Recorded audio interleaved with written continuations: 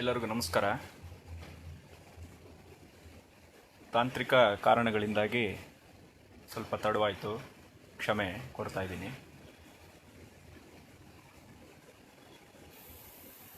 D V G ಅವರ ಜೀವನ ಧರ್ಮ ಯೋಗ, ಇದ್ರ ಬಗ್ಗೆ ನಾವು ನೋಡ್ತಾ ಇದ್ವಿ. ಇವತ್ತು ಎರಡನೇ ಕಂತು. ಹಿಂದಿನ ಕಂತಿನಲ್ಲಿ ನಾವು ಹೇಗೆ ಡಿ ವಿ ಜಿ ಅವರ ಕೃತಿಗಳ ಶೀರ್ಷಿಕೆಗಳೇ ಹೇಗೆಲ್ಲ ಅವರ ಒಂದು ಸಿದ್ಧಾಂತವನ್ನು ಪ್ರಕಟ ಮಾಡುತ್ತೆ ಅನ್ನೋದನ್ನು ನಾವು ನೋಡಿದ್ವಿ. ಇವತ್ತು ಗ್ರಂಥದ ಮುಖ್ಯ ಭಾಗಕ್ಕೆ ಬರೋಣ.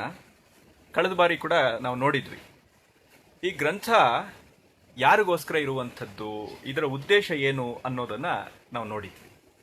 ಅಂದರೆ ಯಾರಿಗೆ ಜೀವನವನ್ನು ಚೆನ್ನಾಗಿ ನಡೆಸಬೇಕು ಅನ್ನುವಂಥ ಅಭಿಪ್ರಾಯ ಇರುತ್ತೆ, ಅವರೆಲ್ಲರಿಗೂ ಕೂಡ ಒದಗುವಂಥ ಒಂದು ಕೃತಿ ಭಗವದ್ಗೀತೆ ಅನ್ನೋದನ್ನು ನಾವು ಆರಂಭದಲ್ಲಿ ನೋಡಿದ್ವಿ.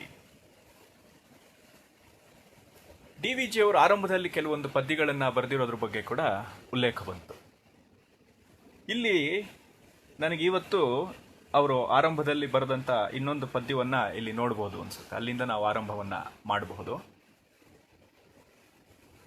ಶ್ರೀ ವಿಷ್ಣು ಆದಿಗುರು ಪಾರ್ಥವ್ಯಾಜದೆ ಸಕಲ ಮನುಜ ಲೋಕ ಹಿತಾರ್ಥಂ ಕಾವ್ಯಮಯ ಶಾಸ್ತ್ರ ನಯದಿಂ ಜೀವನ ಸದ್ಧರ್ಮ ಯೋಗಮಂ ಗೀತಿಸಿದಂ ಅಂತ ಬರೀತಾರೆ. ಆರಂಭದ ಪುಟದಲ್ಲೇ ಆ ಶೀರ್ಷಿಕೆ ಪುಟ ಇದೆಯಲ್ಲ, ಅಲ್ಲಿ ಅದನ್ನು ಅವ್ರು ಬರೀತಾರೆ. ಬಹಳ ಸ್ವಾರಸ್ಯಕರವಾಗಿರುವಂಥ ಒಂದು ಪದ್ಯ ಇದು. ಯಾಕೆ ಇದು ನಮಗೆ ಇಲ್ಲಿ ಮುಖ್ಯ ಆಗತ್ತೆ ಅಂತ ಹೇಳಿದ್ರೆ, ಡಿ ವಿ ಜಿ ಅವರ ಉದ್ದೇಶ ಏನು ಈ ಕೃತಿಯನ್ನ ಪ್ರಕಟ ಮಾಡಲಿಕ್ಕೆ ಅನ್ನೋದನ್ನ ನಾವು ಇಲ್ಲಿ ನೋಡಬಹುದು. ಶ್ರೀ ವಿಷ್ಣು ಆದಿಗುರು ಪಾರ್ಥವ್ಯಾಜದೆ ಸಕಲ ಮನುಜಲೋಕ ಹಿತಾರ್ಥಂ ಕಾವ್ಯಮಯ ಶಾಸ್ತ್ರ ನಯದಿಂ ಜೀವನ ಸದ್ಧರ್ಮ ಯೋಗಮಂ ಗೀತಿಸಿದಂ. ವಿಷ್ಣು ಆದಿಗುರು. ಅವನು ಅರ್ಜುನನ ನೆಪದಲ್ಲಿ, ಪಾರ್ಥನ ನೆಪದಲ್ಲಿ, ಅವನು ಪಾರ್ಥನಿಗೆ ಉಪದೇಶ ಮಾಡಿದ್ದು ಒಂದು ನೆಪ. ಅವನ ಉದ್ದೇಶ ಎಲ್ಲರಿಗೂ ಕೂಡ, ಇಡೀ ಮನುಷ್ಯ ಕುಲಕ್ಕೆ ಬೇಕಾದಂಥ ಒಂದು ಸಂದೇಶವನ್ನು ಅಲ್ಲಿ ಕೊಟ್ಟಿದ್ದಾನೆ ಅನ್ನೋದು. ಹೇಗೆ ಕೊಟ್ಟಿದ್ದಾನೆ ಅಂತ ಹೇಳಿದ್ರೆ, ಕಾವ್ಯಮಯ ಶಾಸ್ತ್ರ ನಯದಿವ್. ಇದು ಶಾಸ್ತ್ರ ನಿಜ, ಆದರೆ ಈ ಶಾಸ್ತ್ರ ಹೇಗಿದೆ ಅಂತ ಹೇಳಿದ್ರೆ ಕಾವ್ಯಮಯವಾಗಿದೆ. ಇದು ಬಹಳ ಮುಖ್ಯವಾದಂಥ ಸಂಗತಿ. ಕಾವ್ಯಮಯ ಅಂತ ಯಾಕೆ ಹೇಳ್ತಿದ್ದಾರೆ ಅಂತ ಹೇಳಿದ್ರೆ, ಈ ಕೃತಿಯೇ ಒಂದು ಕಾವ್ಯ, ಮಹಾಕಾವ್ಯದ ಒಂದು ಭಾಗ. ಭಗವದ್ಗೀತೆ ಇರುವಂಥದ್ದೇ ಮಹಾಭಾರತದ ಒಂದು ಭಾಗ, ಅದಿದ್ದೇ ಇದೆ. ಅದಲ್ಲದೆ ಇದರ ನಿಲುವಿನಲ್ಲಿ, ಇದು ಹೇಳುವ ಕ್ರಮದಲ್ಲಿ ಒಂದು ಕಾವ್ಯಮಯ ಗುಣ ಇದೆ. ಕಾವ್ಯ ನಮಗೆ ಇಷ್ಟವಾಗುತ್ತೆ. ಶಾಸ್ತ್ರ ಅನ್ನುವಂಥದ್ದು ಸ್ವಲ್ಪ ಅದು ಏನು ಒಂದು ಪ್ರೌಢಿಮೆಯಿಂದ, ಒಂದು ಪ್ರಭುತ್ವದ ರೀತಿಯಲ್ಲಿ, ಒಂದು ಪ್ರಭು ಸಂಹಿತೆ. ನಮ್ಮಲ್ಲಿ 3 ರೀತಿ ವಿಷಯವನ್ನು ಪ್ರತಿಪಾದನೆ ಮಾಡುವಂಥದ್ದು ಅನ್ನುವಂಥದ್ದು ಉಂಟು. ಪ್ರಭು ಸಂಹಿತೆ, ಸುಹೃತ್ ಸಂಹಿತೆ, ಕಾಂತಾ ಸಂಹಿತೆ ಅಂತೇಳಿ. ಅಂದರೆ ಪ್ರಭು ಸಂಹಿತೆ, ಶಾಸ್ತ್ರಗಳು ಯಾವಾಗಲೂ ಒಂದು ರಾಜ ಹೇಳದಾಗೆ, ನೀನು ಇದು ಮಾಡಬೇಕು ಅಷ್ಟೇ. ರಾಜನಿಗೆ ನಾವು ತಿರುಗಿ ಹೇಳೋದಕ್ಕೆ ಸಾಧ್ಯ ಇಲ್ಲ, ಅವನು ಹೇಳಿದ್ದು ನಾವು ಮಾಡಬೇಕಷ್ಟೆ. ಇನ್ನೊಂದು ಸುಹೃತ್ ಸಂಹಿತೆ, ಅಂದರೆ ಸ್ನೇಹಿತರಿದ್ದ ಹಾಗೆ. ಸ್ನೇಹಿತರು ನಮ್ಮ ಜೊತೆಯಲ್ಲೇ ಇದ್ದುಕೊಂಡು ಹಾಗಲ್ಲ ಕಣೋ, ಹೀಗೆ ಮಾಡೋ ಅನ್ನುವಂಥ ಒಂದು ಆತ್ಮೀಯವಾಗಿ ಹೇಳುವಂಥದ್ದು. ಅದಕ್ಕೂ ಇನ್ನೊಂದು ಆತ್ಮೀಯವಾದಂಥ ಒಂದು ಇದಿದೆ. ಏನದು ಅಂತ ಹೇಳಿದ್ರೆ, ಅದು ಕಾಂತಾ ಸಂಹಿತೆ. ಅಂದರೆ ಹೆಂಡತಿ ಗಂಡನಿಗೆ, ಗಂಡ ಹೆಂಡತಿಗೆ ಹೇಳುವ ರೀತಿಯಲ್ಲಿ ಪ್ರೀತಿಯಿಂದ ಜೊತೆಯಲ್ಲೇ ಅವರು ಇರಬೇಕು ಜೀವನದ ಉದ್ದಕ್ಕೂ. ಬಹಳ ಹತ್ತಿರದಲ್ಲಿ, ಗಂಡ ಹೆಂಡತಿಗಿಂತ ಪರಸ್ಪರ ಹತ್ತಿರದಲ್ಲಿರುವಂಥ ಇನ್ನೊಂದು ಬಾಂಧವ್ಯ ಇರಲ್ಲ. ಹಾಗೆ ಅದು ಕಾಂತಾ ಸಂಹಿತೆ, ಆ ರೀತಿ ಹೇಳುವಂಥದ್ದು. ಈ ಕಾವ್ಯ ಅನ್ನುವಂಥದ್ದೆಲ್ಲ ಈ ಕಾಂತಾ ಸಂಹಿತೆ ವ್ಯಾಪ್ತಿಗೆ ಬರುವಂಥದ್ದು ಅನ್ನುವಂಥದ್ದು ಒಂದು ನಿಲುವಿದೆ. ಅಂದರೆ ಈಗ ಆಧುನಿಕ ಕಾಲದಲ್ಲಿ ಈ ಕಾಂತಾ ಸಂಹಿತೆ, ಕಾವ್ಯ ಅನ್ನುವಂಥದ್ದೆಲ್ಲ ಹೆಂಡತಿ ಗಂಡನಿಗೆ ಹೇಳುವಂಥ ರೀತಿಯಲ್ಲಿ ಅಂತ ಬಂತಲ್ವಾ. ಪ್ರಭು ಸಂಹಿತೆ ಅಂತ ಹೇಳಿದ್ರೆ ರಾಜನ್ ಹೇಳೋ ಥರ ಅಂತೇಳಿ. ನಮ್ಮ ಕಾಲದಲ್ಲಿ ಬಹುಶಃ ತುಂಬ ಜನಕ್ಕೆ ಅನಿಸಿರಬಹುದು, ಈ ಕಾಂತಾ ಸಂಹಿತೆ ಅನ್ನುವಂಥದ್ದೇನಿದೆ ಅದೇ ಆಧುನಿಕ ಕಾಲದಲ್ಲಿ ಒಂದು ರೀತಿ ಪ್ರಭು ಸಂಹಿತೆ ಆಗ್ಬಿಟ್ಟಿದೆ ಅಂತ ಹೇಳಿ. ಹೆಂಡತಿ ಹೇಳಿದ್ಮೇಲೆ ಮುಗೀತು ಅಂತ. ಶಾಸ್ತ್ರನಾದ್ರೂ ಮೀರಬಹುದು, ಆದ್ರೆ ಹೆಂಡತಿನ ಮಾತನ್ನ ಮೀರೋಕ್ಕಾಗೋದಿಲ್ಲ ಅನ್ನುವಂಥ ಒಂದು ವಿಪರೀತ ಸ್ಥಿತಿನೂ ಎದುರಾಗಿದೆಯಲ್ವಾ ಅಂತ ಹೇಳಿ ಪಾಪ ಕೆಲವರಿಗೆಲ್ಲ ಅನ್ನಿಸ್ತಾ ಇರಬಹುದೇನೋ. ಆದರೆ ಇಲ್ಲಿ ಉದ್ದೇಶ ಇರುವಂಥದ್ದು ಹಾಗೆ ಹೆಂಡತಿ ಹೇಳುವ ರೀತಿಯಲ್ಲಿ ಕಾವ್ಯಮಯವಾಗಿ ಕಾಂತಾ ಸಂಹಿತೆಯಲ್ಲಿ ಆತ್ಮೀಯವಾಗಿ ಹೇಳುವಂಥ ಒಂದು ವಿಧಾನವನ್ನ ಭಗವದ್ಗೀತೆ ಅನುಸರಿಸಿದೆ ಅನ್ನೋದನ್ನ ಡಿ ವಿ ಜಿ ಅವರು ಹೇಳ್ತಾ, ಜೀವನ ಸದ್ಧರ್ಮ ಯೋಗಮಂ ಗೀತಿಸಿದಂ, ಅವನು ಬರೆದಿದ್ದಾನೆ, ಗೀತಿಸಿದ್ದಾನೆ ಅಂದರೆ ರಚಿಸಿದ್ದಾನೆ ಅಂಥೇಳಿ. ನನಗೆ ಇಲ್ಲಿ ಗೀತಿಸಿದಂ ಅಂಥೇಳಿ ಭಗವದ್ಗೀತೆ ಅನ್ನುವಂಥದ್ದನ್ನ ಯಾರು ಆದಿಗುರು ವಿಷ್ಣು ಕೃಷ್ಣನ ರೂಪದಲ್ಲಿ ಅರ್ಜುನನ ವ್ಯಾಜದಲ್ಲಿ ಹೇಳ್ತಾ ಇರುವಂಥದ್ದು ಅನ್ನುವಂಥ ಸಂದರ್ಭವನ್ನು ಹೇಳ್ತಾ, ಸದ್ಧರ್ಮ ಜೀವನ ಸದ್ಧರ್ಮ ಯೋಗವನ್ನು ಗೀತಿಸಿದಂ, ಈ ಶಬ್ದ ಗೀತಿಸಿದಂ ಕೇಳಿದ ಕೂಡಲೇ ನನಗೆ ಒಂದು ಶಬ್ದ ನೆನಪಾಗತ್ತೆ, ಒಂದು ಹಾಡಿನ ಒಂದು ಸಾಲು ನೆನಪಾಗತ್ತೆ. ಸಾಗರ ಸಂಗಮಂ ಸಿನಿಮಾ ಏನಿದೆ ಅಲ್ಲಿ ಒಂದು ಹಾಡಿದೆ, ವೇ ವೇಲ ಗೋಪೆಮ್ಮಲ್ಲ ಅನ್ನುವಂಥ ಒಂದು ಹಾಡು ಬರುತ್ತೆ. ಕಮಲ್ ಹಾಸನ್ ಮತ್ತೆ ಗೀತಾ ಒಂದು ಒಳ್ಳೆಯ ಸಾಹಿತ್ಯಕ್ಕೆ ಒಂದು ಸಿನಿಮಾಗೋಸ್ಕರ ಒಂದು ಕೆಟ್ಟ ರೀತಿಯಲ್ಲಿ ನರ್ತನವನ್ನು ಮಾಡುವಂಥ ಒಂದು ಸಂದರ್ಭದಲ್ಲಿ ಆ ಹಾಡನ್ನು ಬಳಸ್ಕೊಳ್ಳಲಾಗಿದೆ. ಬಹಳ ಅದ್ಭುತವಾದಂಥ ಒಂದು ಸಾಹಿತ್ಯ ಅಲ್ಲಿ ವೇಟೂರಿ ಅವರು ಬರೆದಿರುವಂಥದ್ದು, ವೇಟೂರಿ ಸುಂದರಮೂರ್ತಿ ಅವರು ಬರೆದಿರುವಂಥದ್ದು. ಅಲ್ಲಿ ಬಹಳ ಅದ್ಭುತವಾಗಿ ಆ ಸಾಹಿತ್ಯವೇ ಚೆನ್ನಾಗಿದೆ. ಅಲ್ಲಿ ಒಂದು ಸಾಲು ಬರುತ್ತೆ, ಬಹಳ ಅದ್ಭುತವಾಗಿದೆ. ರಾಸಲೀಲ ನಾಡಿನಾಡೆ ರಾಯಭಾರ ಮೇಗಿನಾಡೆ ಅಂತ. ಅವನು ರಾಸಲೀಲೆನ ಆಡ್ದ ಕೃಷ್ಣ, ರಾಯಭಾರವನ್ನು ಮಾಡ್ದ. ಮುಂದಿನ ಸಾಲು ಎಷ್ಟು ಅದ್ಭುತವಾಗಿದೆ ನೋಡಿ. ಗೀತಾರ್ಥ ಸಾರಮಿಚ್ಚಿ ಗೀತೆಲೆನ್ನೋ ಮಾರ್ಚೇನೆ. ಗೀತಾರ್ಥ ಸಾರ ಅಂದ್ರೆ ಭಗವದ್ಗೀತೆಯನ್ನು ಕೊಟ್ಟು, ಗೀತೆಯ ಸಾರವನ್ನು ಕೊಟ್ಟು ಶ್ರೀಕೃಷ್ಣ ಅವನು ಏನ್ ಮಾಡ್ದ ಅಂತ ಹೇಳಿದ್ರೆ ಗೀತಲೆನ್ನೋ ಮಾರ್ಚೇನೆ ಅಂತ. ಎಷ್ಟೋ ಗೀತ ಅಂತ ಹೇಳಿದ್ರೆ ತೆಲುಗಿನಲ್ಲಿ ಗೀಟು ಲೈನು ಅಂತ, ಅಂದ್ರೆ ರೇಖೆಗಳು. ಗೀತಾರ್ಥ ಸಾರವನ್ನು ಕೊಟ್ಟು ಅವನು ಹಲವು ರೇಖೆಗಳನ್ನೇ ಬದಲಾಯಿಸ್ಬಿಟ್ಟ ಅಂತ ಹೇಳ್ತಿರುವಂಥದ್ದು. ಅಂದ್ರೆ ಗೀತಾರ್ಥ ಸಾರದ ಮೂಲಕ ಅವನು ಹಲವರ ಹಣೆ ಬರಹವನ್ನೇ ಬದಲಾಯಿಸಿದ ಅಂತ. ಅಂದ್ರೆ ಅವರ ಜೀವನವನ್ನ ಉದ್ಧಾರ ಮಾಡ್ದ ಕೃಷ್ಣ ಅಂತ. ಗೀತಾರ್ಥ ಸಾರಮಿಚ್ಚಿ ಗೀತಲೆನ್ನೋ ಮಾರ್ಚೇನೆ ಅಂತೇಳಿ ಗೀತಿಸಿದ ಅನ್ನುವಂಥ ಶಬ್ದ ಬಂದಾಗ ನನಗೆ ಈ ಹಾಡು ನೆನಪಾಗತ್ತೆ. ಇದು ಕೃಷ್ಣನ ಒಂದು ವಿಶೇಷವಾದಂಥ ಒಂದು ಶಕ್ತಿ. ಅವನು ಏಕಕಾಲದಲ್ಲಿ ಮನುಷ್ಯನಾಗಿಯೂ ಒದಗ್ತಾನೆ, ದೇವರಾಗಿ ಒದಗುತ್ತಾನೆ ಅಂತ. ಹಾಗಾಗಿ ಅವನು ನಮಗೆ ಇಲ್ಲಿ ಮನುಷ್ಯರ ಮೇಲೆ ಕರುಣೆಯಿಂದ ಅವನು ಕಾವ್ಯಮಯ ರೀತಿಯಲ್ಲೇ ಇದನ್ನ ಹೇಳಿದ್ದಾನೆ ಅನ್ನುವಂಥದ್ದು ಡಿ ವಿ ಜಿ ಅವರ ಒಂದು ಅಭಿಪ್ರಾಯ. ನನಗೆ ಇಲ್ಲೊಂದು ಶ್ಲೋಕ ನೆನಪಾಗತ್ತೆ, ಲೀಲಾಶುಕುಂದು, ನನಗೆ ಬಹಳ ಇಷ್ಟವಾದಂಥ ಒಂದು ಶ್ಲೋಕ ಅದು. ಕೃಷ್ಣ ಹೇಗೆ ನಮಗೆ ಎಟಕಿಯೂ ಎಟಕದೇ ಇರ್ತಾನೆ ಅನ್ನೋದಕ್ಕೆ ಬಹಳ ಅದ್ಭುತವಾದಂಥದ್ದು. ಒಂದೊಂದ್ಸಲಿ ಅವನು ನಮ್ಮ ಪಕ್ಕದಲ್ಲೇ ಇದ್ದ ಹಾಗಿರ್ತಾನೆ, ಆದರೆ ಮರುಕ್ಷಣದಲ್ಲಿ ಅವನು ನಮ್ಮ ವ್ಯಾಪ್ತಿಗೆ ಮೀರಿದಂಥ ಒಂದು ತತ್ವ ಅಂಥೇಳಿ ಅನ್ನಿಸ್ತಾ ಇರುತ್ತೆ ಅಂಥೇಳಿ. ಅದನ್ನ ಲೀಲಾಶುಕ ಎಷ್ಟು ಸರಳವಾದಂಥ ರೀತಿಯಲ್ಲಿ ಹೇಳ್ತಾನೆ ಅಂತ ಹೇಳಿದ್ರೆ,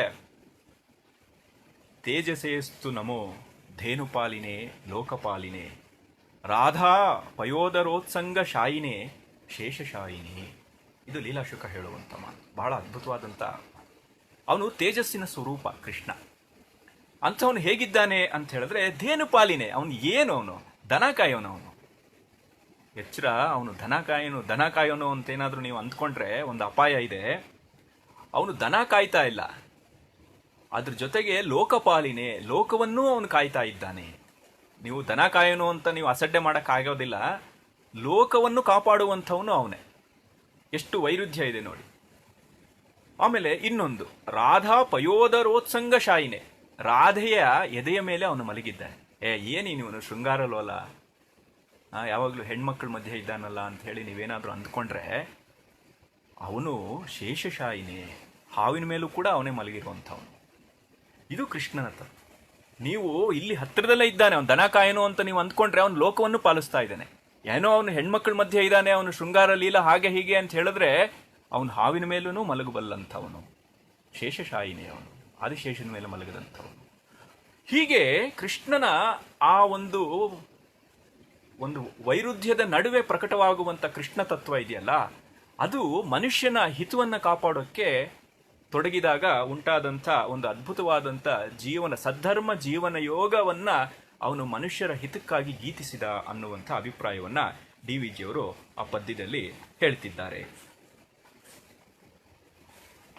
ಇನ್ನು ನಾವು ಕಳೆದ ವಾರ ನೋಡಿದ್ವಿ, ಭಗವದ್ಗೀತೆ ಜೀವನವನ್ನು ಚೆನ್ನಾಗಿ ನಡೆಸಬೇಕು ಅಂತ ಯಾರಾದರೂ ಪ್ರಶ್ನೆ ಮಾಡಿದ್ರೆ ಚೆನ್ನಾಗಿ ಅಂದರೆ ಏನು ಯಾಕೆ ನಾವು ಚೆನ್ನಾಗಿ ಬದುಕಬೇಕು, ಹೇಗೆ ಚೆನ್ನಾಗಿರೋದು ಹೇಗೆ ಇತ್ಯಾದಿ ಪ್ರಶ್ನೆಗಳಿಗೆಲ್ಲ ಉತ್ತರ ಕಂಡುಕೊಳ್ಳುವಂಥ ಪ್ರಯತ್ನದಲ್ಲಿ ಜಗತ್ತು, ಜೀವ ಮತ್ತು ಈಶ್ವರ ಈ ಮೂರರ ನೆಲೆಯನ್ನು ಪ್ರಕಟ ಮಾಡುವಂಥದ್ದು ಇದರ ಉದ್ದೇಶ ಅನ್ನೋದನ್ನು ನಾವು ನೋಡಿದ್ವಿ.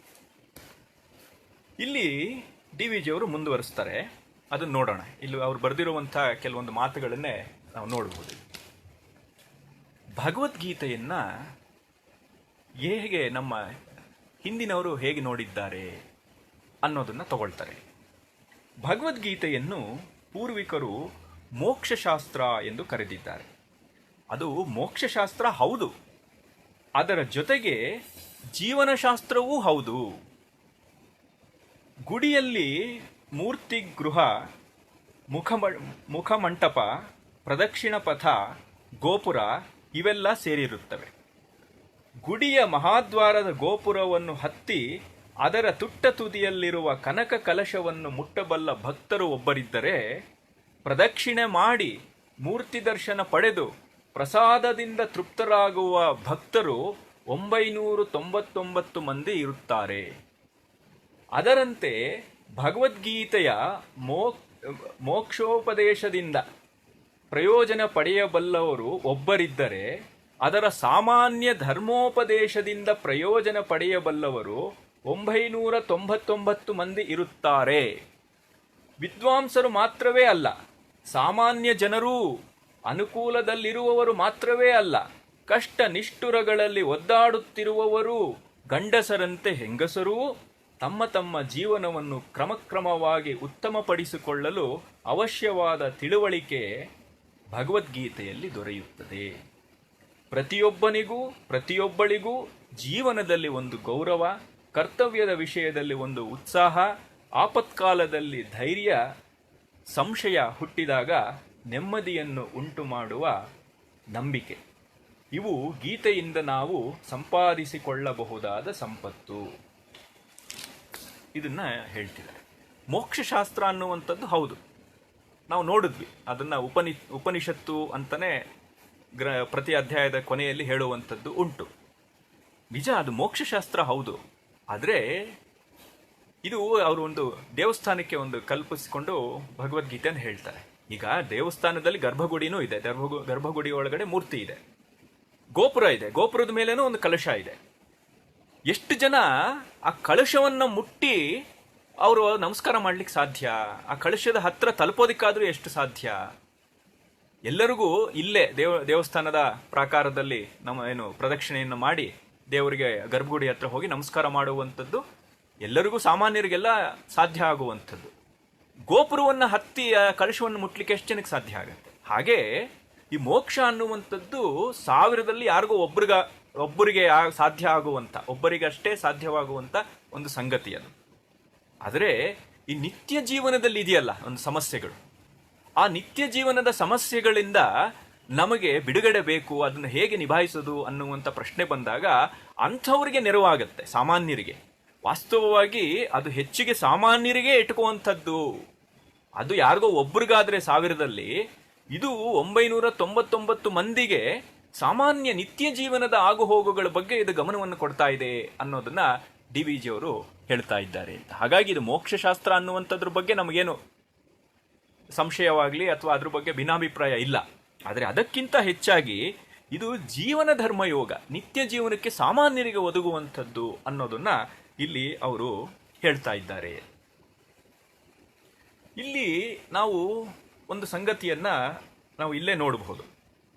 ಯಾಕೆ ಇದು ಡಿ ವಿ ಜಿ ಅವರು ಈ ಥರ ಹೇಳ್ತಿದ್ದಾರೆ? ಮೋಕ್ಷಶಾಸ್ತ್ರವನ್ನು ಅವರು ಒಂದು ಧರ್ಮಶಾಸ್ತ್ರವಾಗಿ ಮಾಡ್ತಾ ಇದ್ದಾರೆ. ಇದು ಬಹಳ ಮುಖ್ಯವಾದಂಥ ಒಂದು ಪ್ರಶ್ನೆ. ಇಲ್ಲಿ ಏನು ಅಂತ ಹೇಳಿದ್ರೆ, ಈ ಮೋಕ್ಷ ಅನ್ನುವಂಥದ್ದು ಅಷ್ಟು ಸುಲಭಕ್ಕೆ ಒದಗುವಂಥ ಒಂದು ಸ್ಥಿತಿ ಆಗಿರೋದಿಲ್ಲ. ಇದನ್ನು ನಾವು ಗಮನಿಸಬೇಕು. ಯಾಕೆ ಇದು ಅಂತ ಹೇಳಿದ್ರೆ, ನೋಡಿ, ಯಾವುದ್ಯಾವುದೋ ಜೀವನದ ಕಷ್ಟದ ಸಂದರ್ಭಗಳಲ್ಲಿ ನಮಗೆ ಜೀವನದ ಬಗ್ಗೆ ಒಂದು ವಿಮುಖತೆ ಬಂದ್ಬಿಡುತ್ತೆ. ಯಾವುದೋ ನಮಗೆ ಅನಾರೋಗ್ಯ ಬಂದಾಗಿರಬಹುದು, ಅಥವಾ ನಮ್ಮ ಆರ್ಥಿಕ ಪರಿಸ್ಥಿತಿ ಹದಗೆಟ್ಟಾಗ, ಯಾವುದೋ ಮನಸ್ಸಿಗೆ ಒಂದು ಕ್ಷೋಭೆ ಬಂದಾಗ, ಜೀವನದಲ್ಲಿ ಏನಪ್ಪ ಅರ್ಥ ಅಂತ ಅನ್ಸುತ್ತೆ. ಹಾಗೆ ಅನ್ನಿಸ್ದಾಗ ಜೀವನದಿಂದ ದೂರ ಹೋಗೋಣ ಅಂತ ಅನ್ನಿಸ್ತಾ ಇರುತ್ತೆ. ಆದರೆ ಈಗ ನಮ್ಮ ಕೈಯಲ್ಲಿ ದುಡ್ಡಿಲ್ಲದೆ ಇದ್ದಾಗ ಅಭಾವ ಇರುತ್ತೆ, ಅನಾರೋಗ್ಯ ಇದ್ದಾಗ ಅಭಾವ ಇರುತ್ತೆ. ಆದರೆ ಆ ದುಡ್ಡು ಮತ್ತೆ ಬಂದಾಗ ನಮಗೆ ಆ ಭಾವ ಉಳ್ಕೊಳ್ಳುತ್ತಾ, ನನಗೆ ಜೀವನ ಸಾಕು, ನಾನು ಬೇರೆ ರೀತಿ ಜೀವನಕ್ಕೆ ಒಂದು ಅರ್ಥವನ್ನು ಕಂಡುಕೋಬೇಕು ಅನ್ನುವಂಥ ಭಾವ ಆಗ ಭಾವವಾಗಿರುತ್ತೋ ಅದು ಅಭಾವವಾಗಿಬಿಟ್ಟಿರುತ್ತೋ, ಇದನ್ನು ನಾವು ಗಮನಿಸಬೇಕು. ಅಂದರೆ ಈ ವೈರಾಗ್ಯ ಪ್ರವೃತ್ತಿ ಅನ್ನುವಂಥದ್ದು ಹಾಗೆ ಬಂದು ಹೀಗೆ ಹೋಗುವಂಥದ್ದಲ್ಲ. ಎಷ್ಟೋ ಸಂದರ್ಭದಲ್ಲಿ ಈ ಕಾಲದಲ್ಲಿ ನಮಗೆ ಇಂಟರ್ನೆಟ್ ಕನೆಕ್ಷನ್ಗಳು ಇತ್ಯಾದಿಗಳೇ ಆಗ್ತಿರುತ್ತಲ್ಲ, ಹೀಗೆ ಬಂದು ಹೀಗೆ ಹೋಗ್ತಿರುತ್ತೆ. ಹಾಗಾಗಿ ಏನೇನೋ ಸಮಸ್ಯೆಗಳು ಎದುರಾಗ್ತಾ ಇರುತ್ತೆ. ಹೀಗೆ ಬಂದು ಹಾಗೂ ಹೋಗುವಂಥದ್ದಲ್ಲ ಈ ವೈರಾಗ್ಯ ಅನ್ನುವಂಥದ್ದು. ವೈರಾಗ್ಯ ಅನ್ನುವಂಥದ್ದು ಅದು ನಿಜವಾಗಿ ಬಂದಿದೆ ಅನ್ನುವಂಥ ಒಂದು ಭಾವ ಸ್ಥಿರವಾಗದೆ ನಾವು ವೈರಾಗ್ಯದ ಕಡೆಗೆ ಹೆಜ್ಜೆ ಹಾಕಕ್ಕೆ ಹೋದರೆ ನಾವು ಅಲ್ಲೂ ಇಲ್ಲ ಇಲ್ಲೂ ಇಲ್ಲ ಅಂತ ಆಗ್ಬಿಡುತ್ತೆ. ಕೊನೆಗೆ ಹೇಗಾಗ್ಬಿಡುತ್ತೆ ನಮ್ಮ ಪರಿಸ್ಥಿತಿ ಅಂತ ಹೇಳಿದ್ರೆ, ಸರ್ವಸಂಗ ಪರಿತ್ಯಾಗ ಮನೆ ಕಡೆ ಜೋಪಾನ ಅನ್ನೋ ರೀತಿಯಲ್ಲಿ ನಮ್ಮ ಪರಿಸ್ಥಿತಿ ಆಗ್ಬಿಡುತ್ತೆ. ಅದು ಹಾಗಲ್ಲ ಅಂತ. ಈ ಮೋಕ್ಷದಲ್ಲಿ ನಿಲ್ಲುವಂಥ ಒಂದು ಭಾವ ಗಟ್ಟಿಯಾಗುವಂಥದ್ದು ಯಾರಿಗೋ ಕೆಲವರಿಗೆ ಸಿದ್ಧಿಸುವಂಥದ್ದು. ಆದರೆ ನಮ್ಮೆಲ್ಲರಿಗೂ ಕೂಡ ಆ ಸದ್ಯದಲ್ಲಿ ಬಂದ ಕಷ್ಟದ ಕಾರಣದಿಂದಾಗಿ ಅದರಿಂದ ಬಿಡುಗಡೆ ಬೇಕು ಅನ್ನುವಂಥ ಒಂದು ಅಭಿಪ್ರಾಯದಲ್ಲಿ ನಾವು ಇರ್ತೀವಿ ಹೊರತು, ನಮ್ಮ ಭಾವ ನಿಜವಾಗ್ಲೂ ಕೂಡ ಮೋಕ್ಷದ ಕಡೆ ಇರೋದಕ್ಕೆ ಅಷ್ಟು ಸುಲಭಕ್ಕೆ ಆಗೋದಿಲ್ಲ ಅನ್ನುವಂಥದ್ದು. ಇರ್ಬೋದು ಮಹಾನುಭಾವರು, ಆದರೆ ಅದು ಯಾರೋ ಕೆಲವರಷ್ಟೇ. ಇದು DVG ಅವರಿಗೆ ಅದು ಗೊತ್ತಿದೆ. ಹಾಗಾಗಿ ಅವರು ಇಲ್ಲಿ ಜೀವನವನ್ನು ಚೆನ್ನಾಗಿ ನಡೆಸಬೇಕು. ಆಮೇಲೆ ಸಹಜವಾಗಿ ಅದು ಮೋಕ್ಷದ ಬಯಕೆ, ನಮಗೆ ಮೋಕ್ಷ ಅನ್ನುವಂಥದ್ದೇ ನಮ್ಮ ಒಳಗಡೆ ಇದ್ರೆ ಮೋಕ್ಷದ ಬಯಕೆ ಅದು ಸಹಜವಾಗಿ ಪ್ರಕಟ ಆಗತ್ತೆ. ವೈರಾಗ್ಯದ ಕಡೆಗೆ ನಮ್ಮ ಮನಸ್ಸು ಆ ಕಡೆ ತೊಡಗತ್ತೆ ಅನ್ನುವಂಥದ್ದು. ಆದರೆ ಸದ್ಯ ನಮಗೆ ಜೀವನವನ್ನು ಉತ್ತಮ ಮಾಡ್ಕೋಬೇಕು, ಇದು ಒಂದು. ಇನ್ನೊಂದೇನಾಗಿದೆ ಅಂತ ಹೇಳಿದ್ರೆ, ನಮ್ಮ ಪರಂಪರೆಯ ಉದ್ದಕ್ಕೂ ನಾವು ಈ ಒಂದು ವಿಷಯವನ್ನು ನಾವು ಗಮನಿಸಬೇಕು. ಇದನ್ನು ನಾವು ಹೇಳೋದಕ್ಕೆ ನಾವೇನು ಹಿಂಜರಿಬೇಕಾಗಿಲ್ಲ. ಒಂದು ಅರ್ಥದಲ್ಲಿ ಈ ವೇದಾಂತ ಅಂದರೆ ಮೋಕ್ಷಶಾಸ್ತ್ರ ಅನ್ನುವಂಥದ್ದು ಏನಿದೆ, ಅದು ಹಲವು ಸಂದರ್ಭಗಳಲ್ಲಿ ಸ್ವಲ್ಪ ಅಪವ್ಯಾಖ್ಯಾನಗಳಿಗೆ ತುತ್ತಾಗ್ತಾ ಬರ್ತಾರೆ. ಅಂದರೆ ಈ ಮೋಕ್ಷ ಅಂತ ಹೇಳಿದ್ರೆ ಕೈಲಾಗದೆ ಇದ್ದವರ ಒಂದು ಶಾಸ್ತ್ರ, ಮತ್ತೆ ಮೋಕ್ಷ ಅಂತ ಹೇಳಿದ್ರೆ ಅಲ್ಲಿ ನಾವು ಯಾರು ಬಂದು ನಮಗೆ ಏನು ಮಾಡಿದ್ರೂ ನಾವು ಅದಕ್ಕೆ ತಲೆಬಾಗಬೇಕು. ಆಮೇಲೆ ಇದು ಹೀಗೆ ಒಂದು ರೀತಿ ಜೀವನದಿಂದ ಪಲಾಯನ ಮಾಡುವಂಥದ್ದು. ಹೀಗೆ ಏನೇನೋ ಒಂದು ಅಪವ್ಯಾಖ್ಯಾನಗಳು ಬಂದುಬಿಟ್ಟು ಆ ವೇದಾಂತದ ನಿಜವಾದ ಒಂದು ಸಾರ ಏನಿದೆ ಅದು ನಮ್ಮಿಂದ ದೂರ ಆಗಿದೆ. ಹಾಗಾಗಿ ನಾವು ಒಂದು ಅಗ್ಗದ ಒಂದು ವೇದಾಂತಕ್ಕೆ ಒಗ್ಗುವಂಥ ಮನಸ್ಸು ನಮ್ದಾಗ್ಬಿಟ್ಟಿದೆ. ಇದು ಬಹಳ ಅಪಾಯ. ಇದು ನಾವು ಒಂದು ವಿಷಯವನ್ನು ತಿಳ್ಕೊಳ್ಳದೇ ಇರುವಂಥದ್ದು ಒಂದು, ಆದರೆ ತಪ್ಪಾಗಿ ತಿಳ್ಕೊಳ್ಳುವಂಥದ್ದು ಇದೆಯಲ್ಲ, ಅದು ತಿಳ್ಕೊಳ್ಳಿಲ್ಲ ಅನ್ನುವಂಥ ಸ್ಥಿತಿಗಿಂತ ಬಹಳ ಅಪಾಯಕಾರಿಯಾದಂಥದ್ದು. ಈಗ ನಾವು ಹೊರಗಡೆ ಜಗತ್ತನ್ನು ನೋಡಿದ್ರೆ, ಹೊರಗಡೆ ಜಗತ್ತಿನಲ್ಲೆಲ್ಲವೂ ಸಾಕಷ್ಟು ಮಂದಿ ವೇದಾಂತದ ಹೆಸರಿನಲ್ಲಿ ಹೇಳ್ತಾ ಇರುವಂಥದ್ದೆಲ್ಲವೂ ಕೂಡ ಒಂದು ರೀತಿಯಲ್ಲಿ ನಮ್ಮಲ್ಲಿ ಜಡತೆಯನ್ನ ತುಂಬುತ್ತಾ ಇದ್ದಾರೆ. ಅದು ನಿಜವಾದ ಒಂದು ವೇದಾಂತ ಆಗಿರೋದಿಲ್ಲ ಅದು. ಹಾಗಾಗಿ ನಾವು ಇಲ್ಲಿಂದ ಇಲ್ಲಿಗೆ, ಇವತ್ತು ಈ ಆಶ್ರಮ, ನಾಳೆ ಇನ್ನೊಂದು ಆಶ್ರಮ, ಇವತ್ತು ಈ ಗ್ರಂಥ, ನಾಳೆ ಆ ಗ್ರಂಥ, ಇವತ್ತು ಈ ಗುರು, ನಾಳೆ ಆ ಗುರು, ಹೀಗೆ ಹೋಗ್ತಾ ಇರೋದಕ್ಕೆ ಕಾರಣ ಏನಾಗ್ತಿದೆ ಅಂತ ಹೇಳಿದ್ರೆ, ಅದು ನಮಗೆ ಅಗ್ಗದ ಮೇಲ್ಮೇಲಿನ ಸ್ತರದ ಒಂದು ವೇದಾಂತದ ಒಂದು ವೇಷದಲ್ಲಿರುವಂಥ ಒಂದು ಅಪವ್ಯಾಖ್ಯಾನಗಳೇ ಆಗಿರುವಂಥ. ಇದು ನಮ್ಮ ಕಾಲದಲ್ಲ, ಅದು ಸಾವಿರಾರು ವರ್ಷಗಳಿಂದಲೇ ಆ ಥರದ್ದು ಒಂದು ಬರ್ತಾ ಇದೆ. ಅದನ್ನು ಅಭಿನವ ಗುಪ್ತರೇ ಹೇಳ್ತಾರೆ. ಅಭಿನವ ಗುಪ್ತರು 1000 ವರ್ಷದ ಹಿಂದೆನೇ ಹೇಳಿದಂಥ ಮಾತು. ಈ ತತ್ವ ಅನ್ನುವಂಥದ್ದು ಕೆಲವರು ನಾಲ್ಗೆ ಮೇಲೆ ಕೂಡ ನುಡಿದಿಲ್ಲ, ಅಂಥವ್ರು ಕೂಡ ತತ್ವವನ್ನು ಉಪದೇಶ ಮಾಡ್ತಿದ್ದಾರೆ, ಹೇಗಾಗೋಯ್ತು ಇದರ ಪರಿಸ್ಥಿತಿ ಅಂತ ಅವರೇ ಪೇಚಾಡ್ಕೊಳ್ತಾರೆ ಅಭಿನವ ಗುಪ್ತರು.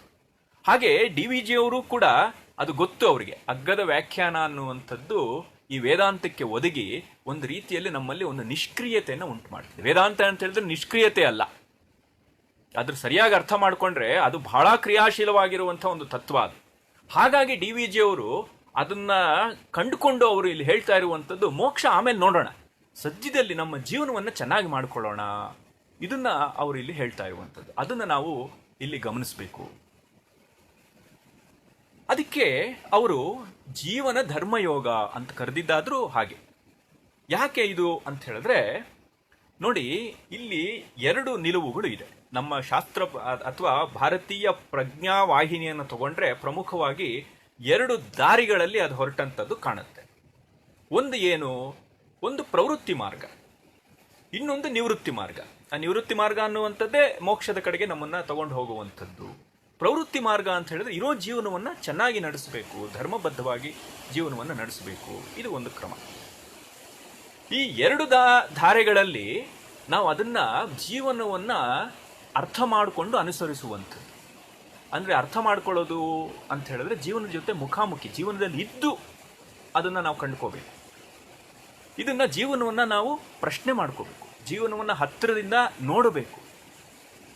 ಇದನ್ನೇ ಮೀಮಾಂಸೆ ಮಾಡೋದು. ಮೀಮಾಂಸ ಅಂತ ಹೇಳಿದ್ರೆ ಅದು ಮತಿಸಿ ಅದರ ಸಾರವನ್ನು, ಅದರ ತಿಳುವಳಿಕೆಯನ್ನು ಪಡೆದು ನಾವು ಆ ಪ್ರವೃತ್ತಿಯಲ್ಲಿ ತೊಡಗಬೇಕು. ಪ್ರವೃತ್ತಿ ನಮಗೆ ಒಗ್ಗೊತ್ತೋ ನಿವೃತ್ತಿ ಒಗ್ಗೊತ್ತೋ ಅನ್ನುವಂಥದ್ದು ಮೀಮಾಂಸೆಯನ್ನು ಮಾಡಿ ನಾವು ಕಂಡುಕೊಳ್ಳುವಂಥದ್ದು ವಿಷಯ. ಅದು ಆಲೋಚನೆ ಚೆನ್ನಾಗಿ ಬುದ್ಧಿಯನ್ನು ಉಪಯೋಗಿಸಿ ನಾವು ಅದನ್ನು ಗಟ್ಟಿ ಮಾಡ್ಕೋಬೇಕು. ಹಾಗಾಗಿ ಒಂದು ಈ ರೀತಿ ಪ್ರವೃತ್ತಿ ಮಾರ್ಗದಲ್ಲಿ ತೊಡಗಿಸುವುದಕ್ಕೆ ಹೊರಟಂಥದ್ದು ಅದನ್ನು ನಾವು ಪೂರ್ವ ಮೀಮಾಂಸಾ ಅಂತ ಕರೆದ್ರೆ, ನಿವೃತ್ತಿ ಮಾರ್ಗವನ್ನೇ ಹೇಳೋದಕ್ಕೆ ಹೊರಟಂಥ ಒಂದು ಪ್ರಜ್ಞಾ ಪ್ರವಾಹ ಏನಿದೆ, ಆ ಒಂದು ಸಿದ್ಧಾಂತದ ಒಂದು ದಾರಿ ಏನಿದೆ, ಅದು ಏನಾಯಿತು ಉತ್ತರ ಮೀಮಾಂಸಾ ಅಂತಾಯಿತು. ವೇದಾಂತ ಅಂತ ನಾವೇನು ನಂತರ ಅದನ್ನು ಕರೀತಾ ಬರ್ತಾ ಇದ್ದೀವಿ. ಹಾಗೆ ಅಂದರೆ ಪೂರ್ವ ಮೀಮಾಂಸಾ ಒಂದು ಇದೆ ಈ ಕಡೆ ಉತ್ತರ ಮೀಮಾಂಸಾ ಅನ್ನುವಂಥದ್ದಿದೆ. ಒಂದು ಪ್ರವೃತ್ತಿಯಲ್ಲಿ ತೊಡಗಿಸುತ್ತೆ ನಮ್ಮನ್ನ, ಇನ್ನೊಂದು ನಿವೃತ್ತಿಯಲ್ಲಿ ತೊಡಗಿಸುತ್ತೆ ಅನ್ನೋದು. ಈ ಎರಡೂ ಕೂಡ ಒಂದು ಧರ್ಮದ ವ್ಯಾಪ್ತಿ ಒಳಗಡೆನೆ ಬರುವಂಥದ್ದು. ಅದನ್ನು ನಾವು ಗಮನಿಸಬೇಕು. ಜಗತ್ತಿನಲ್ಲಿ ಎರಡೂ ಥರದ ಜನನೂ ಇದ್ದಾರೆ, ಸಂಖ್ಯೆ ವ್ಯತ್ಯಾಸ ಇರಬಹುದು.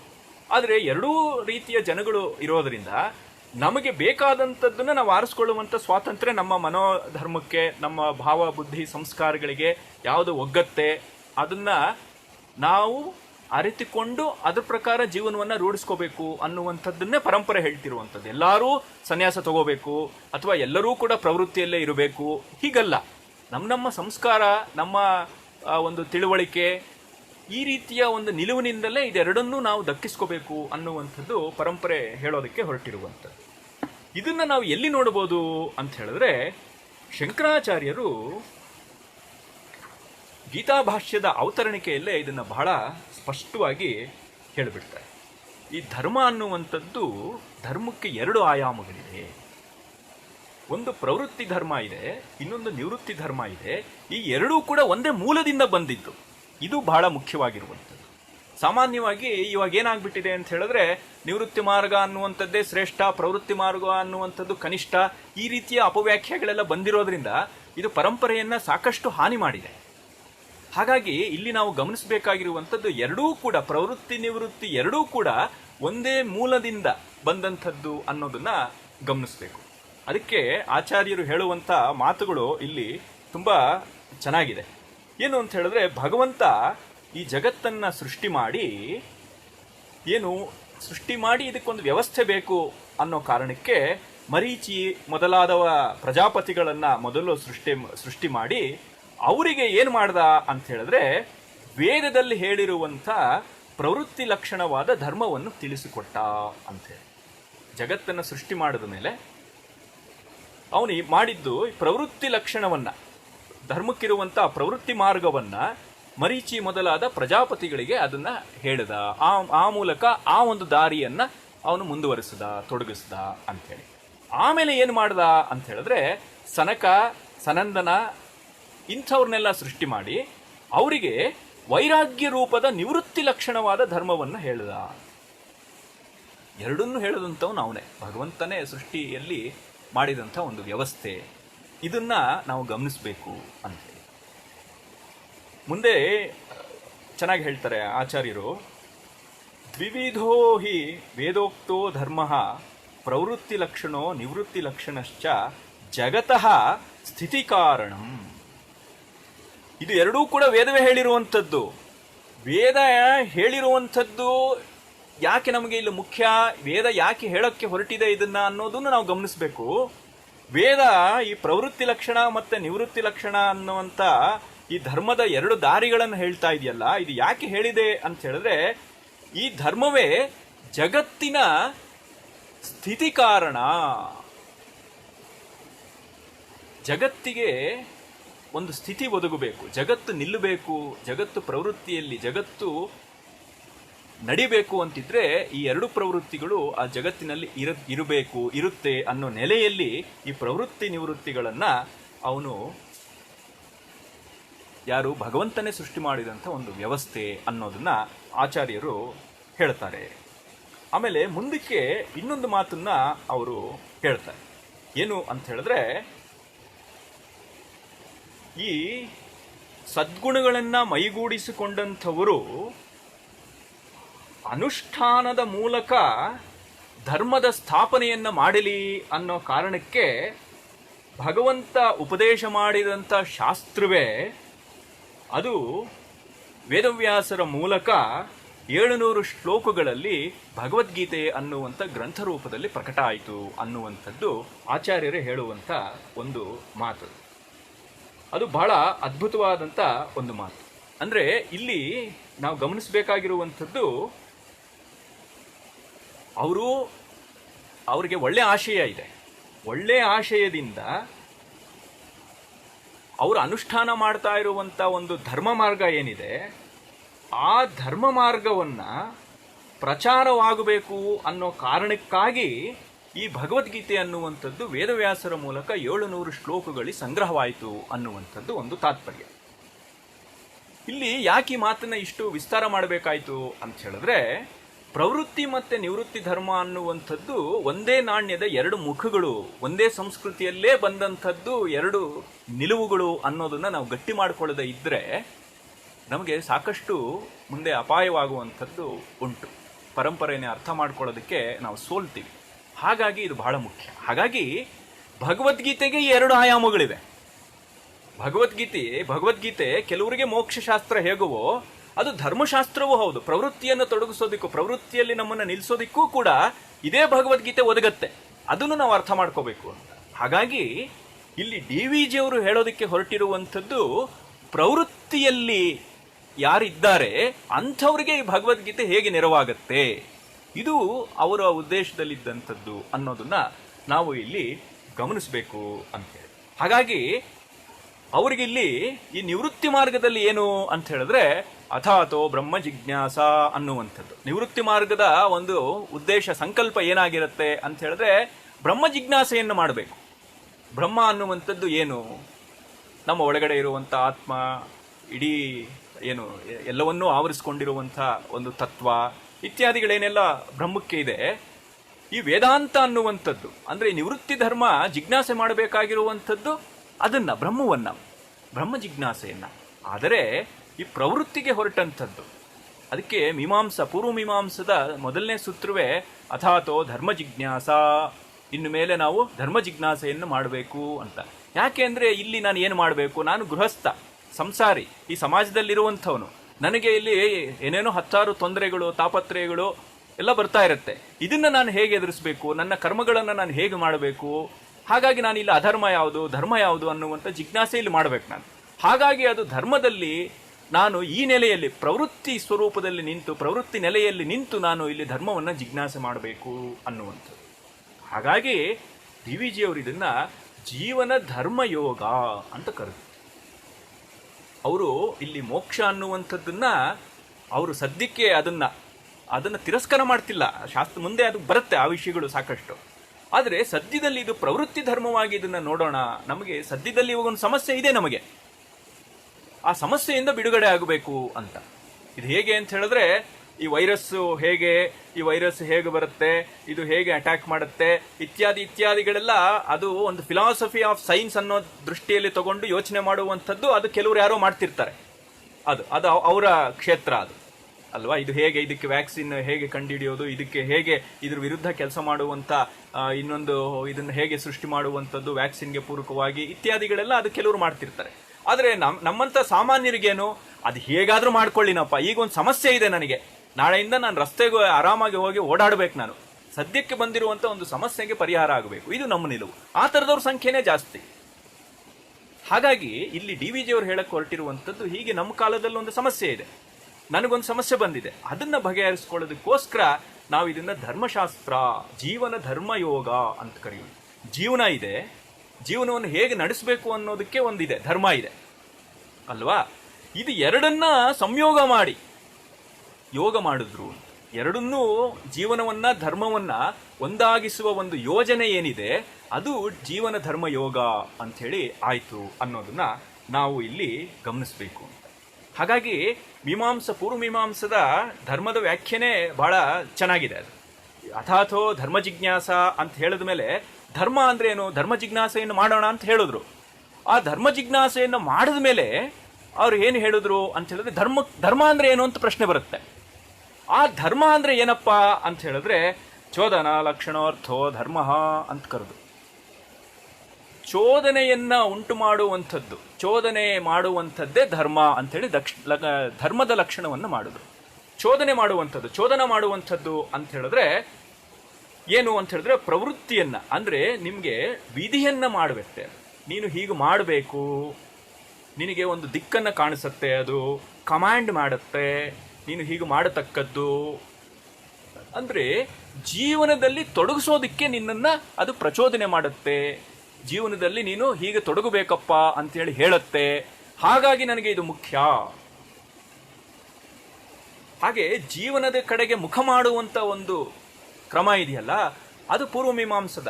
ಅಂದ್ರೆ ಅಲ್ಲಿ ಜೀವನದಲ್ಲಿ ಇದ್ದುಕೊಂಡು ನಾನು ಸುಖವನ್ನ ಪಡೀತಾ, ಸುಖ ಪಡೆಯೋದು ಅಂತ ಹೇಳಿದ್ರೆ ಹಕ್ಕಾಯ್ತು. ಅದ್ರ ಜೊತೆಗೆ ನಾನು ಅಲ್ಲಿ ನನ್ನ ನಿಯಮಗಳನ್ನ ಹಾಕಿಕೊಂಡು ನಿಯಮಪೂರ್ವಕವಾಗಿ ಜೀವನವನ್ನು ಧರ್ಮಬದ್ಧವಾಗಿ ನಡಿಬೇಕು, ಕರ್ತವ್ಯವೂ ಇದೆ.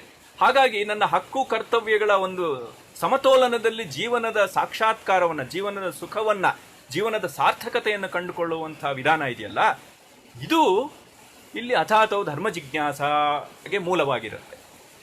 ಜೀವನದಲ್ಲಿ ನನಗೆ ವಿಶ್ರಾಂತಿ ಬೇಕು, ಸಾಕು, ನನಗೆ ಇಲ್ಲಿನ ಉಪದ್ವ್ಯಾಪಗಳೆಲ್ಲ ಸಾಕು ಅನ್ನುವಂಥ ವಿಮುಖತೆ ಜೀವನದಿಂದ ಬಂದಾಗ ಅದು ನಿವೃತ್ತಿ ಮಾರ್ಗ, ಅದು ಮೋಕ್ಷಶಾಸ್ತ್ರದ ಕಡೆಗೆ. ಹಾಗಾಗಿ DVG ಅವರು ಇದನ್ನ ಬಹಳ ಒಂದು ಶಾಸ್ತ್ರೀಯವಾದ ನೆಲೆಯಲ್ಲೇ ಇದನ್ನು ಹೇಳ್ತಿದ್ದಾರೆ ಅನ್ನುವಂಥದ್ದು ಬಹಳ ಮುಖ್ಯ ಅಂತ. ಅದಕ್ಕೋಸ್ಕರ ಇಷ್ಟು ವಿಸ್ತಾರ ಇದು.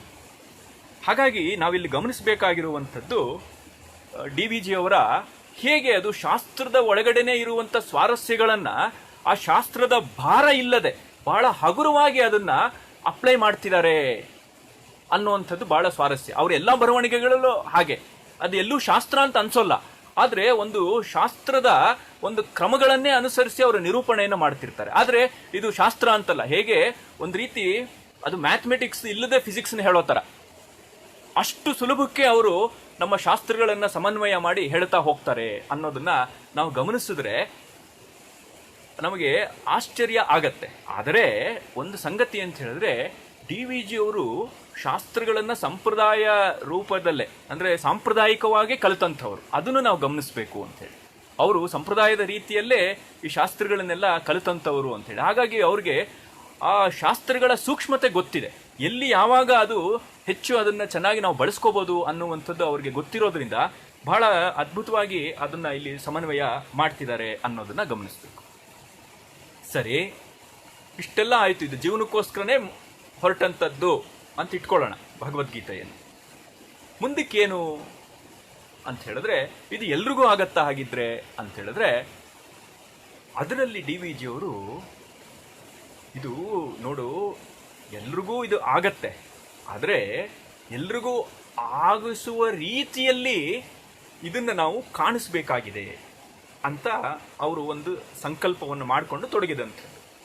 ಅದಕ್ಕೂ ಮೊದಲು ಅವ್ರು ಏನು ಮಾಡ್ತಾರೆ ಅಂತ ಹೇಳಿದ್ರೆ, ಈ ಮನುಷ್ಯರಲ್ಲೇ ಪ್ರಧಾನವಾಗಿ 3 ರೀತಿಯ ಜನಗಳಿದ್ದಾರೆ ಅಂಥೇಳಿ 3 ಗುಂಪುಗಳಲ್ಲಿ ಅವ್ರು ಕಾಣಿಸ್ತಾರೆ. ಅದು ಬಹಳ ಸ್ವಾರಸ್ಯಕರವಾಗಿರುವಂಥ ಇನ್ನೊಂದು ಅಂಶ ಅದು ಅಂತೇಳಿ. ಅದನ್ನ ಅವರು ಅಲ್ಲಿ ಬಹಳ ಚೆನ್ನಾಗಿ ಹೇಳ್ತಾರೆ. ಅವರು ಇನ್ನೊಂದು ಪುಸ್ತಕದಲ್ಲಿ ಅದನ್ನ ಬಹಳ ಅದ್ಭುತವಾಗಿ ಹೇಳ್ತಾರೆ. ಜೀವನ ಸೌಂದರ್ಯ ಮತ್ತು ಸಾಹಿತ್ಯದಲ್ಲಿ ಅದನ್ನ ಅವರು ಕಾಣಿಸ್ತಾರೆ. ಇಲ್ಲಿ ಬಹಳ ಅದನ್ನ ಸೂಕ್ಷ್ಮವಾಗಿ ಹೇಳ್ತಾ ಅಲ್ಲಿ ಬಹಳ ವಿಸ್ತೃತವಾಗಿ ಅದನ್ನ ಹೇಳ್ತಾರೆ. ಏನ್ ಹೇಳ್ತಾರೆ ಅಂತ ಹೇಳಿದ್ರೆ, ಮತತ್ರಯ ಅಂತಾನೆ ಕರೀತಾರೆ.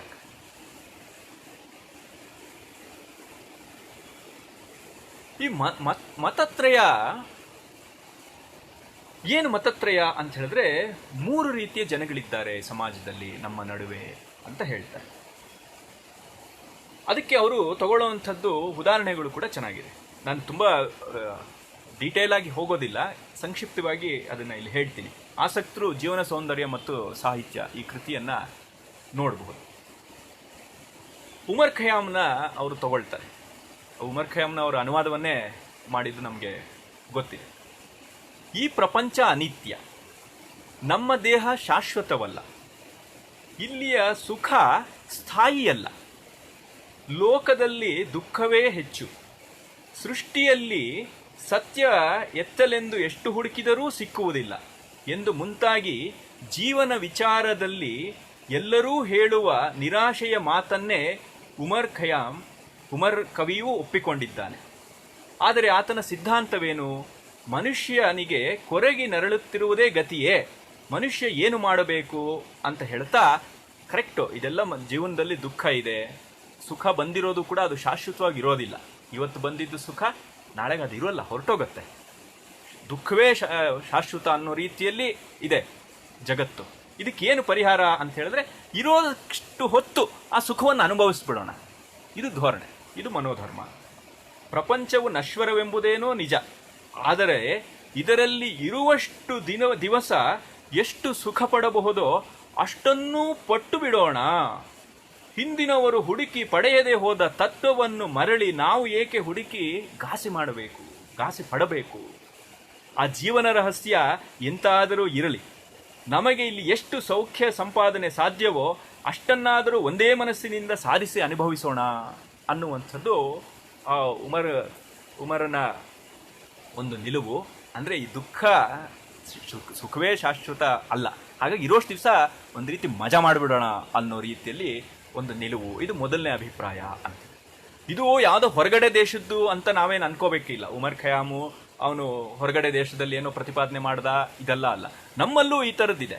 ಅಂದರೆ ನಮ್ಮಲ್ಲೂ ಯಾವುದೋ ಕಾಲದಲ್ಲಿ ಇತ್ತು ಅಂತಲ್ಲ, ನಮ್ಮಲ್ಲಿ ಈಗಲೂ ಬಹುಪಾಲು ಮಂದಿ ನಾವೆಲ್ಲರೂ ಕೂಡ ಒಂದಲ್ಲ ಒಂದು ವಿಧದಲ್ಲಿ ಈ ಮೊದಲನೇ ಗುಂಪಿಗೆ ಸೇರ್ತಾ ಇರ್ತೀವಿ.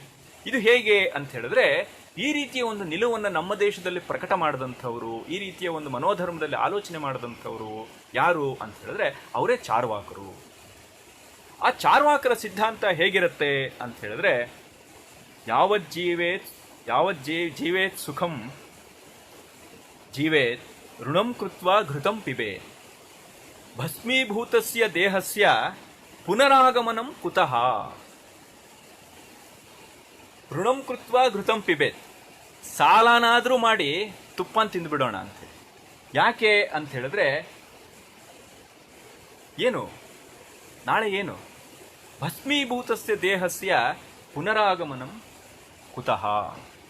ಒಂದು ಸಲ ಈ ಶರೀರ ಬಿದ್ದು ಹೋದ ಮೇಲೆ, ನಾವು ಬೆಂಕಿಗೆ ಈ ಶರೀರವನ್ನು ಹಾಕಿ ಇದನ್ನು ಬೂದಿ ಮಾಡಿದ ಮೇಲೆ ಮತ್ತೆ ಅದು ಹುಟ್ಟು ಬರುತ್ತಾ? ಹುಟ್ಟು ಬರೋದಿಲ್ಲ. ಹಾಗಾಗಿ ಏನು ಮಾಡಬೇಕು? ಇರೋ ತನಕ ಸಾಲನಾದರೂ ಮಾಡಿ ತುಪ್ಪ ತಿನ್ನು, ಅಂದರೆ ಇರೋಷ್ಟು ದಿವಸ ನೀನು ಮಜಾ ಮಾಡು ಅನ್ನುವಂಥದ್ದು ಒಂದು ಗುಂಪಿನ ಜನ ಅಂತ. ಡಿ ವಿ ಜಿಯವರು ಇದನ್ನು ನಿರೂಪಣೆ ಮಾಡ್ತಾ, ಡಿ ವಿ ಜಿಯವ್ರ ವೈಶಾಲ್ಯ ಎಂಥದ್ದು ಅನ್ನೋದು ನಾವು ಗಮನಿಸಬೇಕು. ಇದನ್ನು ಬಹಳ ಅಗ್ಗವಾಗಿ ಅವ್ರು ಹೇಳೋಲ್ಲ. ಇದು ಎಲ್ಲರೂ ಕೂಡ ಒಂದಲ್ಲ ಒಂದು ವಿಧದಲ್ಲಿ ಆರಂಭದಲ್ಲಿ ಎಂಥವರೂ ಇಲ್ಲಿಂದನೇ ಶುರುವಾಗಿರ್ತಾರೆ. ಚಾರ್ವಾಕ ಮತದ ರೀತಿಯಲ್ಲೇ ಇರ್ತಾರೆ. ಬಹುಪಾಲು ಮಂದಿ ನಾವು ಅದೇ ಸ್ಥಿತಿಯಲ್ಲೇ ಇರ್ತೀವಿ ಕೂಡ. ಹಾಗಾಗಿ ಡಿ ವಿ ಜಿಯವರಿಗೆ ಗೊತ್ತಿದೆ ಮನುಷ್ಯನ ಸ್ವಭಾವ, ಮನುಷ್ಯನ ದೌರ್ಬಲ್ಯ, ಇದೆಲ್ಲ ಗೊತ್ತಿದೆ, ಅವನ ಅಸಹಾಯಕತೆ, ಅದೆಲ್ಲ ಗೊತ್ತಿದೆ. ಅದಕ್ಕೆ ಒಂದು ಮಾತನ್ನು ಅವರು ಹೇಳ್ತಾರೆ, ಇದಕ್ಕೆ ನೀವು ಏನಾದರೂ ಒಂದು ಕೆಟ್ಟ ಹೆಸರು ಕೊಟ್ಟು ಬಿಡ್ಬೋದು. ಈ ಥರ ಈ ಮನಸ್ಥಿತಿ ಇರುವಂಥವ್ರಿಗೆ, ಈ ರೀತಿ ಆಲೋಚನೆ ಇರುವಂಥವ್ರಿಗೆ, ಅವರೆಲ್ಲ ಅಯೋಗ್ಯರು, ಯಾವಾಗಲೂ ಮಜಾ ಮಾಡಬೇಕು ಅಂತ ಹೇಳ್ತಿರ್ತಾನೆ, ಈಗ ಹೇಳಿಬಿಡ್ಬೋದು. ಹೇಳೋದು ಸುಲಭ, ಅದಕ್ಕೊಂದು ಹೆಸರು ಕೊಟ್ಟು ಅದನ್ನು ನೀವು ಹಾಸ್ಯ ಮಾಡುವಂಥದ್ದು, ಕೀಟ್ಲೆ ಮಾಡುವಂಥದ್ದು, ಕೇವಲ ಮಾಡುವಂಥದ್ದು ಸುಲಭ. ಆದರೆ ಆ ಭಾವವನ್ನು, ಸ್ವಭಾವವನ್ನು ಅದು ನೀವೆಲ್ಲೋ ನೋಡಬೇಕಾಗಿಲ್ಲ, ನಮ್ಮಲ್ಲೂ ಇದೆ ತಾನೆ. ನಾವು ಒಂದು ಕ್ಷಣ ಆ ರೀತಿ ಆಲೋಚನೆ ಮಾಡಿದವ್ರು ತಾನೆ. ಅದನ್ನು ಅಷ್ಟು ಸುಲಭಕ್ಕೆ ನಾವು ಹೋಗಲಾಡಿಸೋದಕ್ಕೆ ಸಾಧ್ಯವಾ? ಇದನ್ನು ಅವ್ರು ಕೇಳ್ತಾರೆ. ನೋಡಿ ಅವರು ಎಷ್ಟು ಚೆನ್ನಾಗಿ ಹೇಳ್ತಾರೆ ಅಂದರೆ, ಅದಕ್ಕೆ ನೀವು ಯಾವುದೋ ಒಂದು ಹೆಸರು ಕೊಡ್ಬೋದು, ಚಾರ್ವಾಕ, ನಾಸ್ತಿಕ ಇತ್ಯಾದಿ ಏನೋ ಒಂದು ಕೆಟ್ಟ ಹೆಸರು ಕೊಟ್ಟು ಬಿಡ್ಬೋದು. ಆದರೆ ಕೆಟ್ಟ ಹೆಸರನ್ನೇನೋ ಸುಲಭವಾಗಿ ಕೊಡಬಹುದು, ಆದರೆ ಮನಸ್ಸಿನಲ್ಲಿ ಹುಟ್ಟುವ ಅಭಿಪ್ರಾಯವನ್ನು ಅಳಿಸುವುದು ಸುಲಭವಲ್ಲ. ನೀವು ಕೆಟ್ಟ ಹೆಸರು ಅವನಿಗೆ ಕೊಡಬಹುದು, ಆದರೆ ನಿಮ್ಮಲ್ಲೇ ಇದೆಯಲ್ಲಪ್ಪ ಅದು, ಅದಕ್ಕೇನು ಮಾಡ್ತೀರಿ? ಹಾಗಾಗಿ ಸಹಾನುಭೂತಿ ಇರಲಿ. ಇದು ಡಿ ವಿ ಜಿಯವರ ವೈಶಾಲ್ಯ. ಇದು ಒಂದು ಗುಂಪು, ಅಂದರೆ ಇರೋಷ್ಟು ದಿವಸ ಚೆನ್ನಾಗಿ ಇದ್ಬಿಡೋಣ ಅನ್ನುವಂಥದ್ದು. ಇನ್ನೊಂದು ಎರಡನೇ ಗುಂಪು, ಎರಡನೇ ಮತ ಇದೆ. ಅದು ಯಾರ್ದು ಅಂತ ಹೇಳಿದ್ರೆ, ಅವ್ರು ಏನು ಅಂತ ಹೇಳಿದ್ರೆ, ಡಿ ವಿ ಜಿ ಅವ್ರ ಪ್ರಕಾರ ಈ ಮತ ನಮ್ಮಲ್ಲಿ ಜಾಸ್ತಿ ಇದೆ ಅಂತ ಹೇಳ್ತಾರೆ. ಒಂದೊಂದ್ಸತಿ ನಮಗೂ ಹಾಗೆ ಅನ್ಸುತ್ತೆ. ಏನದು? ಈ ಎರಡನೇ ಜೀವನ ಮತ ಇದೆಯಲ್ಲ, ಈ ಮತ ನಮ್ಮ ದೇಶದಲ್ಲಿ ಈಗ ಬಹಳ ಸಾಮಾನ್ಯವಾಗಿರತಕ್ಕದ್ದು. ಇಂದು ನಮ್ಮಲ್ಲಿ ಬಹಳ ಹಿಂದೆ ಇರಲಿಲ್ಲ ಇದು. ಈಚೆಗೆ ಎಂದರೆ ಸುಮಾರು 200-300 ವರ್ಷಗಳಿಂದ, ಪ್ರಾಯಶಃ ಕನ್ನಡಿಗರ ಪುರಂದರದಾಸರ ಕಾಲದಿಂದ ಈಚೆಗೆ ಬಂದ ತತ್ವ ಇದು ಅಂತ ಅವ್ರು ಹೇಳ್ತಾರೆ. ಅಂದ್ರೆ ಪುರಂದರದಾಸರ ಮೇಲೆ ಆರೋಪ ಮಾಡ್ತಿದ್ದಾರೆ ಅಂತಲ್ಲ, ಒಂದು ಕಾಲಘಟ್ಟವನ್ನು ಗುರುತಿಸೋದಿಕ್ಕೆ ಅವ್ರು ಹೇಳ್ತಾ ಇರುವಂಥದ್ದು. ಅಲ್ಲಿ ಏನು, ಆರೇನು ಮಾಡುವರು ಆರಿಂದಲೇನಹುದು ಪೂರ್ವ ಜನ್ಮದ ಕರ್ಮ ವಿಧಿ ಬೆನ್ನ ಬಿಡೋದು. ಅಂದ್ರೆ ನನಗೀಗೇನೋ ಒಂದು ಸಮಸ್ಯೆ ಬಂದಿದೆ, ಅಯ್ಯೋ ಯಾರಪ್ಪ ಅದನ್ನ ಬಗೆಹರಿಸ್ಕೋಬೇಕು ಅನ್ನುವಂಥದ್ದಿಲ್ಲ. ಏನು ಮಾಡೋಕ್ಕಾಗತ್ತೆ, ಏನು ಮಾಡೋಕ್ಕಾಗೋದಿಲ್ಲ, ನನ್ನ ಪ್ರಾಪ್ತಿ ಇಷ್ಟೇ ಅಂತ ಹೇಳಿಕೊಂಡು ಇರುವಂಥದ್ದಿದೆಯಲ್ಲ, ಇದು ಎರಡನೇ ಗುಂಪು. ಅವರಿಗೆ ಜನ್ಮಾಂತರ ಕರ್ಮವೇ ಪ್ರಬಲವಾದದ್ದು. ಅದರಿಂದ ಬರುವುದು ಹೇಗಾದರೂ ಬರಲ್ಲದೇ ಬರುತ್ತದೆ. ಯಾವುದು ಹೇಗೆ ಹೇಗೆ ನಡೆಯಬೇಕೋ ಅದನ್ನು ವಿಧಿ ಹಿಂದೆಯೇ ಗೊತ್ತು ಮಾಡಿಬಿಟ್ಟಿದೆ. ನಾವು ತಿದ್ದುತ್ತೇವೆ ಎಂದು ಹೊರಟರೆ ಫಲವಿಲ್ಲ. ಅದೃಷ್ಟದ ಮುಂದೆ ನಮ್ಮ ಪ್ರಯತ್ನವೇ. ಆದ್ದರಿಂದ ಎಲ್ಲೋ ಪ್ರಾಮಣಿ, ಸುಮ್ಮನೆ ಇದ್ದು ಬಿಡು, ಪೇಚಾಡಬೇಡ, ಕೈ ಮುಗಿದು ದೈವೀ ವಿಚಿತ್ರಾಗತಿ ಕಾಲಾಯ ತಸ್ಮೈ ನಮಃ. ಹೀಗೆ ಹೇಳಿಕೊಂಡು ನೀವು ಪ್ರತಿಯೊಂದು ನಾವು ಏನು ನಿಷ್ಫಲ, ನಾವು ಮಾಡುವಂಥದ್ದೆಲ್ಲ ಅದು ಒಂಥರ ನಿಷ್ಫಲ, ಫಲ ಸಿಗೋದಿಲ್ಲ. ಹಾಗಾಗಿ ಬಂದಿದ್ದು ಅನುಭವಿಸ್ಕೊಂಡು ಇದೇ ಒಂದು ದುಃಖದಲ್ಲಿ ಇದೇ ಸ್ಥಿತಿಯಲ್ಲಿ ಇದ್ದು ಬಿಡೋಣ, ಅದರಿಂದ ನಾವು ಹೊರಗಡೆ ಬರುವಂಥ ಪ್ರಯತ್ನವನ್ನು ಮಾಡಿದ್ರೆ ವ್ಯರ್ಥ ಅದು ಅನ್ನುವಂಥ ಒಂದು ನಿಲುವಿದೆಯಲ್ಲ, ಒಂದು ಜಡತ ಇದೆಯಲ್ಲ, ಅದು ಎರಡನೇ ಗುಂಪು ಅಂತ ಹೇಳ್ತಾರೆ. ಅಂದರೆ ಪುರುಷ ಪ್ರಯತ್ನ ಅನ್ನುವಂಥದ್ದು ಇಲ್ಲವೇ ಇಲ್ಲ, ಬಂದಿದ್ದು ಅಷ್ಟೇ, ಅದನ್ನೇನು ಮಾಡೋಕ್ಕಾಗೋದಿಲ್ಲ ಅಂತ ಹೇಳಿ. ಇದು ನಮ್ಮ ದೇಶದಲ್ಲಿ ಪ್ರಬಲವಾಗಿರುವಂಥ ಮತ ಇತ್ತೀಚೆಗೆ ಅನ್ನೋದನ್ನ ಅವರು ಹೇಳ್ತಾರೆ. ಇನ್ನು ಮೂರನೇದೊಂದು ಮತ ಇದೆ. ಅದು ಯಾವುದು ಗುಂಪು ಅಂತ ಹೇಳಿದ್ರೆ, ಮೂರನೆಯದು ಪಾಶ್ಚಾತ್ಯರಲ್ಲಿ ಈಗ ಪ್ರಬಲಿಸಿರುವ ಮತ. ಈ ಮತವು ನಮ್ಮ ದೇಶದಲ್ಲಿ ಎಂದೂ ಇರದುದು ಎಂದಲ್ಲ, ಅದು ಬಹುದೂರದ ಹಿಂದೆ ಇತ್ತು. ಗೀತಾಶಾಸ್ತ್ರವನ್ನು ಓದಿದಾಗಲೆಲ್ಲ ಇದು ಇತ್ತು ಎಂದೇ ಗೋಚರವಾಗುತ್ತದೆ.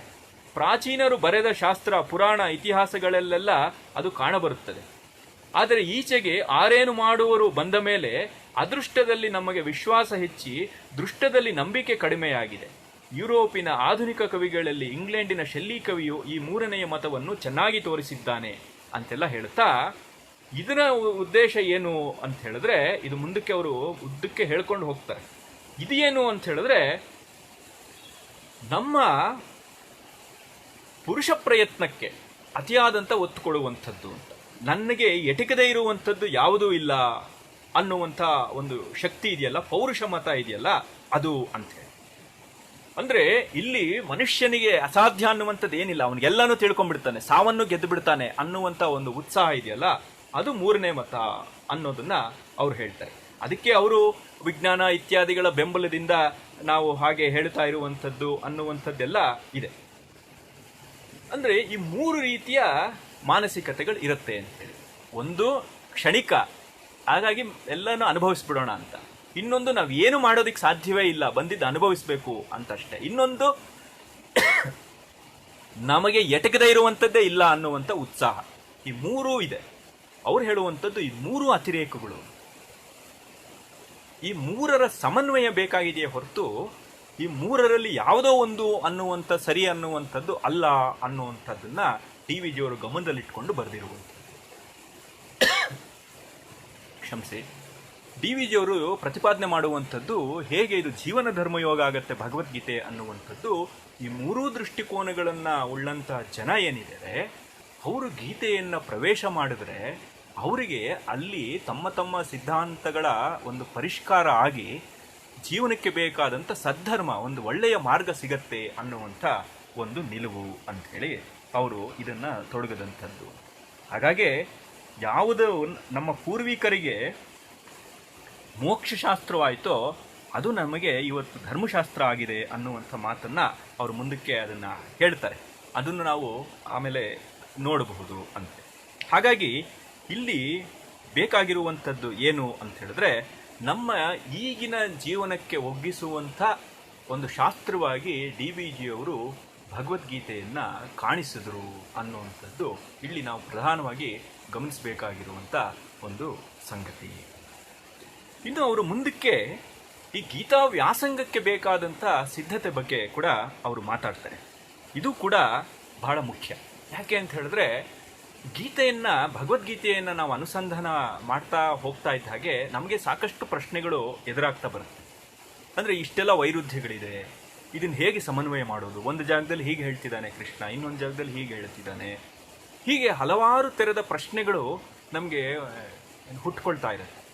ಇದನ್ನೆಲ್ಲ ನಾವು ಹೇಗೆ ನಿವಾರಿಸ್ಕೊಳ್ಳೋದು ಅಂತ ಹೇಳಿದ್ರೆ, ಪ್ರತಿಯೊಂದು ಗ್ರಂಥಕ್ಕೂ ಒಂದು ಸಿದ್ಧತೆ ಅನ್ನುವಂಥದ್ದು ಬೇಕು. ಹಾಗಾಗಿ ಭಗವದ್ಗೀತೆಗೂ ಒಂದು ಸಿದ್ಧತೆ ಬೇಕು. ಅದನ್ನ ಇಲ್ಲಿ ಹೇಳ್ತಾ ಇದ್ದಾರೆ, ಅದನ್ನ ನಾವು ಇಲ್ಲಿ ಗಮನಿಸಬೇಕು ಅಂತೇಳಿ. ಅಂದ್ರೆ ಏನು ಹೇಳ್ತಾರೆ ಅಂತ ಹೇಳಿದ್ರೆ, ಗೀತೆಯ ಎಲ್ಲ ಭಾಗವೂ ಎಲ್ಲರಿಗೂ ಒಂದೇ ಸಮನಾಗಿ ಅರ್ಥವಾಗತಕ್ಕದ್ದಲ್ಲ. ಇದನ್ನ ಅವ್ರು ಹೇಳ್ತಿದ್ದಾರೆ. ಇದೆಲ್ಲ ನಮಗೆಲ್ಲ ಏನು ಬಹಳ ವಿಚಿತ್ರವಾಗಿ ಕಾಣಬಹುದು. ಈಗ ಏನು ನನಗೇನು ಅರ್ಥವಾಗೋದಿಲ್ವಾ, ಏನು ಅವ್ರೇನು ಹೇಳೋದಕ್ಕೆ, ನಾನು ಇಷ್ಟೆಲ್ಲ ಓದಿದ್ದೀನಿ ಅಂತ.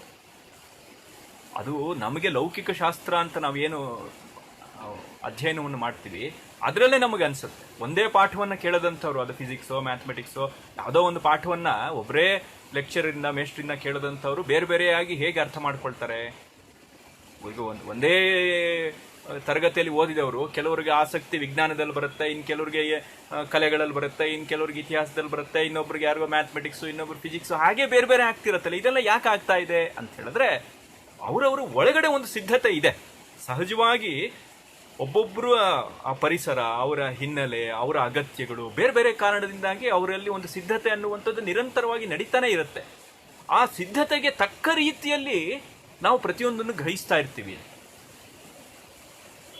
ಇದು ಕವಿಗಳಲ್ಲೇ ಸ್ಪಷ್ಟವಾಗಿ ಕಾಣುತ್ತೆ. ಇವಾಗ ಒಂದೇ ಸೂರ್ಯೋದಯವನ್ನ ಒಬ್ಬೊಬ್ಬ ಕವಿ ಒಂದೊಂದು ರೀತಿಯಲ್ಲಿ ವರ್ಣಿಸಿದ್ದಾನೆ. ಸೂರ್ಯ ಏನು ಅಷ್ಟು ಸೂರ್ಯರಿದ್ದಾರ? ಒಬ್ಬನೇ ಸೂರ್ಯ. ಆದರೆ ಕಾಲದಿಂದ ಕಾಲಕ್ಕೆ ಒಂದೇ ಕಾಲದಲ್ಲಿ ಹಲವು ಕವಿಗಳು ಹೇಗೆ ಅದನ್ನು ಬೇರೆ ಬೇರೆ ರೀತಿಯಲ್ಲಿ ವ್ಯಾಖ್ಯಾನ ಮಾಡೋದಕ್ಕೆ, ರಚನೆ ಮಾಡೋದಕ್ಕೆ ಕಾವ್ಯವನ್ನ ಸಾಧ್ಯ ಆಗ್ತಿದೆ ಅಂತ ಹೇಳಿದ್ರೆ ಅದಕ್ಕೊಂದು ಸಿದ್ಧತೆ, ಅವರವರ ಸಿದ್ಧತೆ, ಆ ಸಿದ್ಧತೆಯಿಂದ ಗ್ರಹಿಕೆ ಒದಗತ್ತೆ. ಹೀಗೆಲ್ಲ ಇರೋದ್ರಿಂದ ಭಗವದ್ಗೀತೆಯಲ್ಲಿರುವಂಥದ್ದನ್ನ ಎಲ್ಲರೂ ಒಂದೇ ರೀತಿಯಲ್ಲಿ ಅರ್ಥ ಮಾಡ್ಕೊಳ್ತಾರೆ, ಅಥವಾ ಏನು ಭಗವದ್ಗೀತೆಯಲ್ಲಿ ಇರುವಂಥದ್ದೆಲ್ಲ ಯಾರೋ ಒಬ್ಬರಿಗೆ, ಇದು ಎರಡೂ ಅಲ್ಲ ಅನ್ನೋದನ್ನ ಡಿ ವಿ ಜಿಯವರು ಆರಂಭದಲ್ಲೇ ಅದನ್ನ ಹೇಳ್ತಾರೆ. ಉಪದೇಶವು ಅದನ್ನು ಬೇಡುವವನ ಯೋಗ್ಯತೆಗೆ ತಕ್ಕದ್ದಾಗಿರಬೇಕಲ್ಲವೇ? ನಮ್ಮ ನಮ್ಮ ಶ್ರದ್ಧೆ, ನೀತಿ ಸಿದ್ಧತೆಯ ಬುದ್ಧಿ ಶಕ್ತಿ ಯಾವ ಯಾವ ಮಟ್ಟದ್ದಾಗಿರುತ್ತದೋ ಆಯಾ ಮಟ್ಟಕ್ಕೆ ತಕ್ಕಂತೆ ನಮಗೆ ಗೀತಾರ್ಥವು ದೊರೆಯುತ್ತದೆ ಅನ್ನೋದನ್ನ ಅವರು ಹೇಳ್ತಾರೆ. ಅದನ್ನು ಉದ್ದಕ್ಕೆ ಅವ್ರು ಬರ್ಕೊಂಡ್ಬರ್ತಾರೆ. ನಾನು ಹೇಳಕ್ ಹೋಗೋದಿಲ್ಲ, ತಾತ್ಪರ್ಯ ಇದು. ಆಮೇಲೆ ಅವರು ಇನ್ನೊಂದು ವಿಷಯವನ್ನು ಹೇಳ್ತಾರೆ. ಇದು ಯಾಕೆ ಅಂತ ಹೇಳಿದ್ರೆ, ಗೀತೆಯ ವಿಷಯ ಗಹನವಾದದ್ದು, ಸೂಕ್ಷ್ಮವಾದದ್ದು, ತೊಡಕಾದದ್ದು. ಅದನ್ನು ಬೋಧಿಸುವುದರಲ್ಲಿ ಒಂದು ಮೆಟ್ಟಿಲು ಸಾಲುಗಳ ಜೋಡಣೆ ಅವಶ್ಯವಾಗುತ್ತದೆ. ಒಂದೇ ಮೆಟ್ಟಿಲಿನಲ್ಲಿ, ಅದರಲ್ಲಿಯೇ ಒಂದೇ ವಾಕ್ಯದಲ್ಲೇ ಹೇಳಬೇಕಾದದ್ದನ್ನೆಲ್ಲ ಪೂರ್ತಿಯಾಗಿ ವಿವರಿಸುವುದು ನಮ್ಮಂಥ ಸಾಮಾನ್ಯರಿಗೆ ವಿವರಿಸುವುದು ಸಾಧ್ಯವಲ್ಲ. ಜೀವನ ತತ್ವವು ಒಂದು ದೊಡ್ಡ ಬೆಟ್ಟ. ಅದನ್ನು ಹೊರಟವನು ಮೆಟ್ಟಲು ಮೆಟ್ಟಲಾಗಿ ಕಾಲಿಟ್ಟು ಅಲ್ಲಲ್ಲಿ ನಿಂತು ವಿಶ್ರಾಂತಿ ಪಡೆದು ಅಲ್ಲಿಯ ವಾತಾವರಣವನ್ನು ಉಸಿರಿ ಅನುಭವಿಸಿ ಅಂತಸ್ತಂತಸ್ತಾಗಿ ಮೇಲಕ್ಕೆ ಸಾಗಲು ಸಿದ್ಧನಾಗಬೇಕು.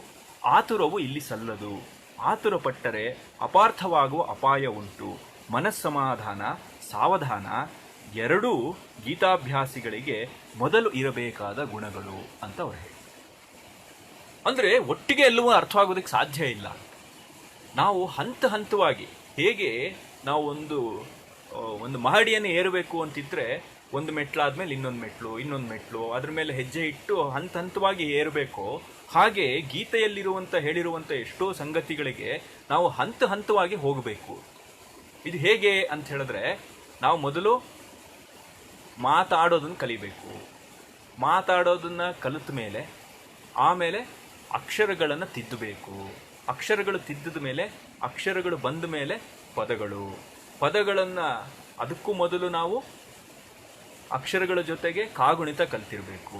ಕಾಗುಣಿತ ಆದಮೇಲೆ ಪದಗಳ ನಂತರ ವಾಕ್ಯಗಳು, ಹೀಗೆ ಹಂತವಾಗಿ ಹೇಗೆ ಹೋಗುತ್ತೋ ಹಾಗೆ ಅಂತೇಳಿ ನಾವು ಯಾವುದೋ ಒಂದರಿಂದ ಏಕಕಾಲದಲ್ಲಿ ಎಲ್ಲವನ್ನು ತಿಳ್ಕೊಳಕ್ಕಾಗೋದಿಲ್ಲ. ಅದು ಹಂತವಾಗಿಯೇ ತಿಳ್ಕೋಬೇಕು.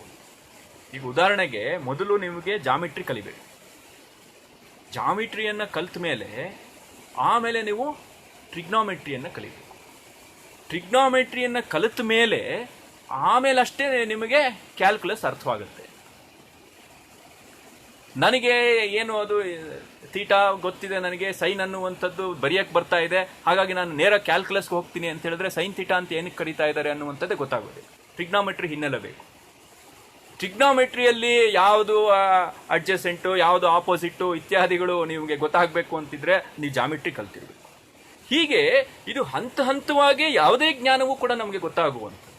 ಹಾಗೆ ಇಲ್ಲಿ ಹೇಳಿರುವಂಥ ಸಂಗತಿಗಳು ಗೀತೆಯಲ್ಲಿ ಇರುವಂಥದ್ದು ಬಹಳ ಸೂಕ್ಷ್ಮ ಗಹನ ಆಗಿರುವಂಥದ್ದು ಕಾರಣದಿಂದಾಗಿ ಅದನ್ನು ನಾವು ಹಂತ ಹಂತವಾಗಿ ಅದನ್ನು ದಕ್ಕಿಸ್ಕೋಬೇಕು. ಇದನ್ನು ಡಿ ವಿ ಜಿಯವರು ಹೇಳ್ತಾ ಇರುವಂಥದ್ದು. ಅದು ನಮಗೆ ಗೊತ್ತಾಗತ್ತೆ. ಅದು ಎಷ್ಟೋ ವಿಷಯಗಳು, ಈಗ ಉದಾಹರಣೆಗೆ ನಾವು ಲೋಕದಲ್ಲಿ ನಿತ್ಯ ಎಷ್ಟೋ ಶಬ್ದಗಳನ್ನ ಕೇಳ್ತಾ ಇರ್ತೀವಿ. ಧರ್ಮ, ಶಾಸ್ತ್ರ, ಸಂಪ್ರದಾಯ, ಪ್ರಕೃತಿ, ವಿಕೃತಿ, ಸಿದ್ಧಾಂತ, ಈ ಥರ ಏನೇನೋ ಶಬ್ದಗಳು ನಿತ್ಯ ನಾವು ಶಾಸ್ತ್ರದಲ್ಲಿರುವಂಥ ಶಬ್ದಗಳು ನಾವು ಕೇಳ್ತಾನೆ ಇರ್ತೀವಿ. ಆದರೆ ನಾವು ನಿತ್ಯ ಬಳಸ್ತಾ ಇರೋದಕ್ಕೂ ಶಾಸ್ತ್ರದಲ್ಲಿರೋದಕ್ಕೂ ಬಹಳ ವ್ಯತ್ಯಾಸ ಇದೆ. ನಮಗೆ ಆ ಸೂಕ್ಷ್ಮ ಗೊತ್ತಿಲ್ಲದೆ ಇದ್ದರೆ, ನಾವು ಆ ಶಾಸ್ತ್ರನೂ ನೋಡಿಲ್ಲ, ಈ ಸೂಕ್ಷ್ಮವೂ ಅರ್ಥ ಮಾಡ್ಕೊಂಡಿಲ್ಲ ಅಂತ ಹೇಳಿದ್ರೆ, ನಾವು ಮೇಲ್ಮೇಲೆ ಅಷ್ಟೇ ನೋಡ್ತಿದ್ರೆ ನಾವು ಶಾಸ್ತ್ರದ ಬಗ್ಗೆ ನಮಗೆ ತಪ್ಪಾರ್ಥವೇ ಬರೋದಕ್ಕೆ ಹೆಚ್ಚಿನ ಅವಕಾಶಗಳಾಗ್ಬಿಡುತ್ತೆ. ನಮ್ಮಲ್ಲಿ ನಮ್ಮ ಪರಂಪರೆಗೆ ಆಗಿರುವಂಥ ಘಾಸಿಗಳಲ್ಲಿ ಹಲವು ಇದೂ ಒಂದು.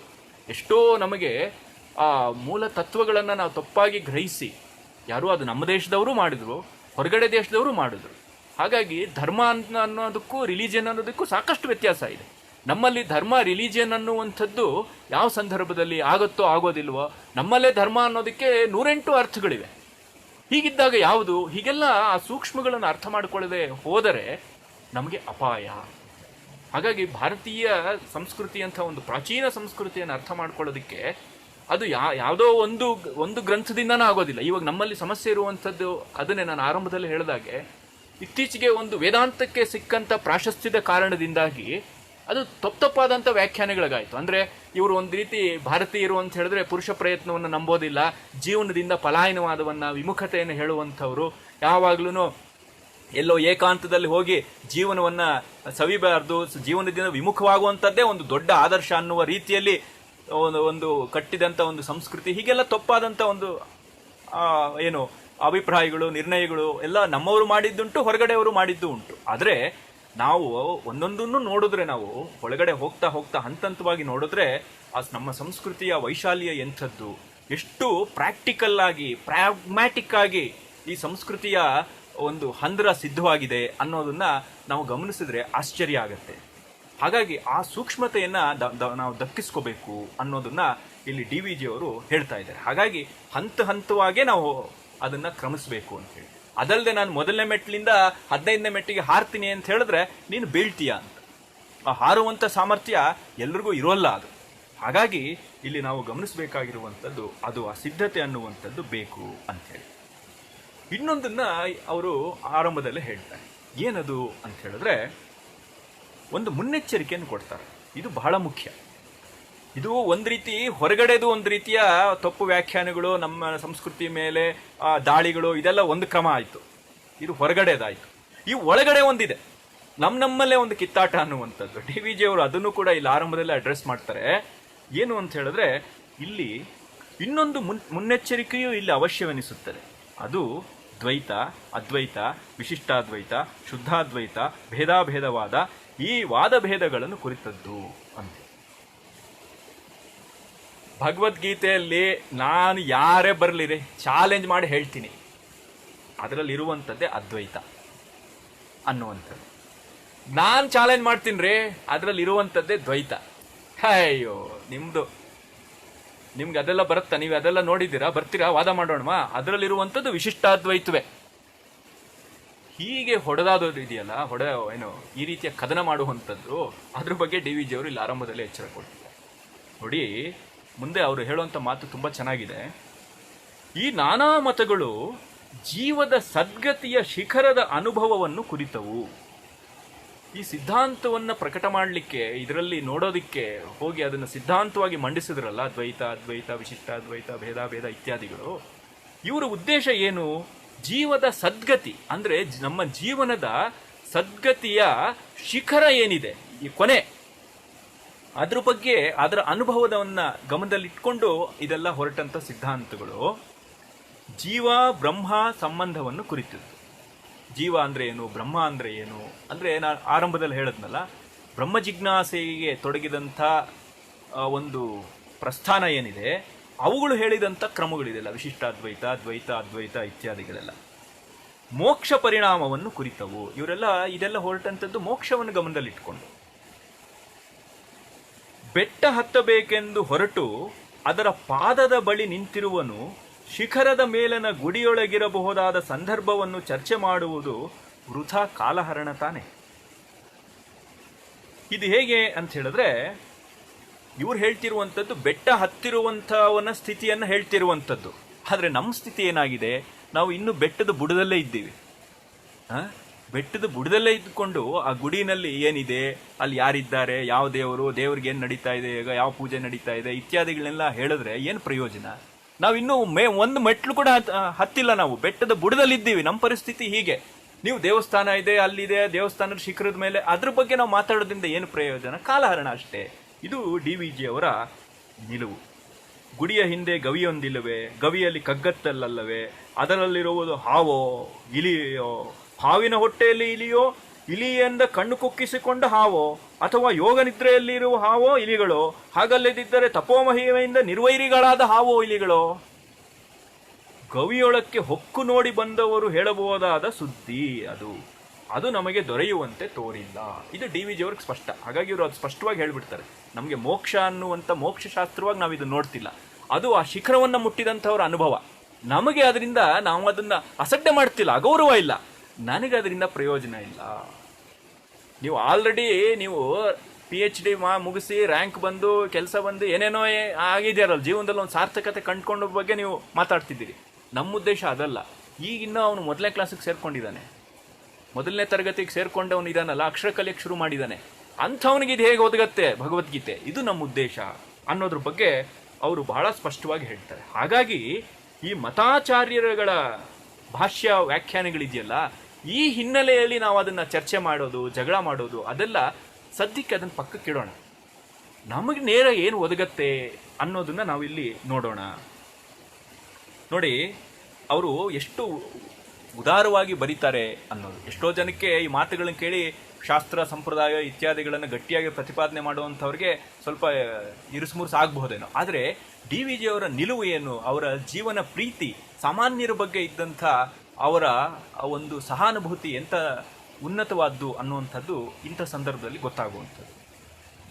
ಮತಾಚಾರ್ಯರುಗಳ ಭಾಷ್ಯ ವ್ಯಾಖ್ಯಾನಗಳಿಲ್ಲವೇ ಎಂದರೆ ಅವರಲ್ಲಿ ಏಕವಾಕ್ಯತೆ ಇಲ್ಲ.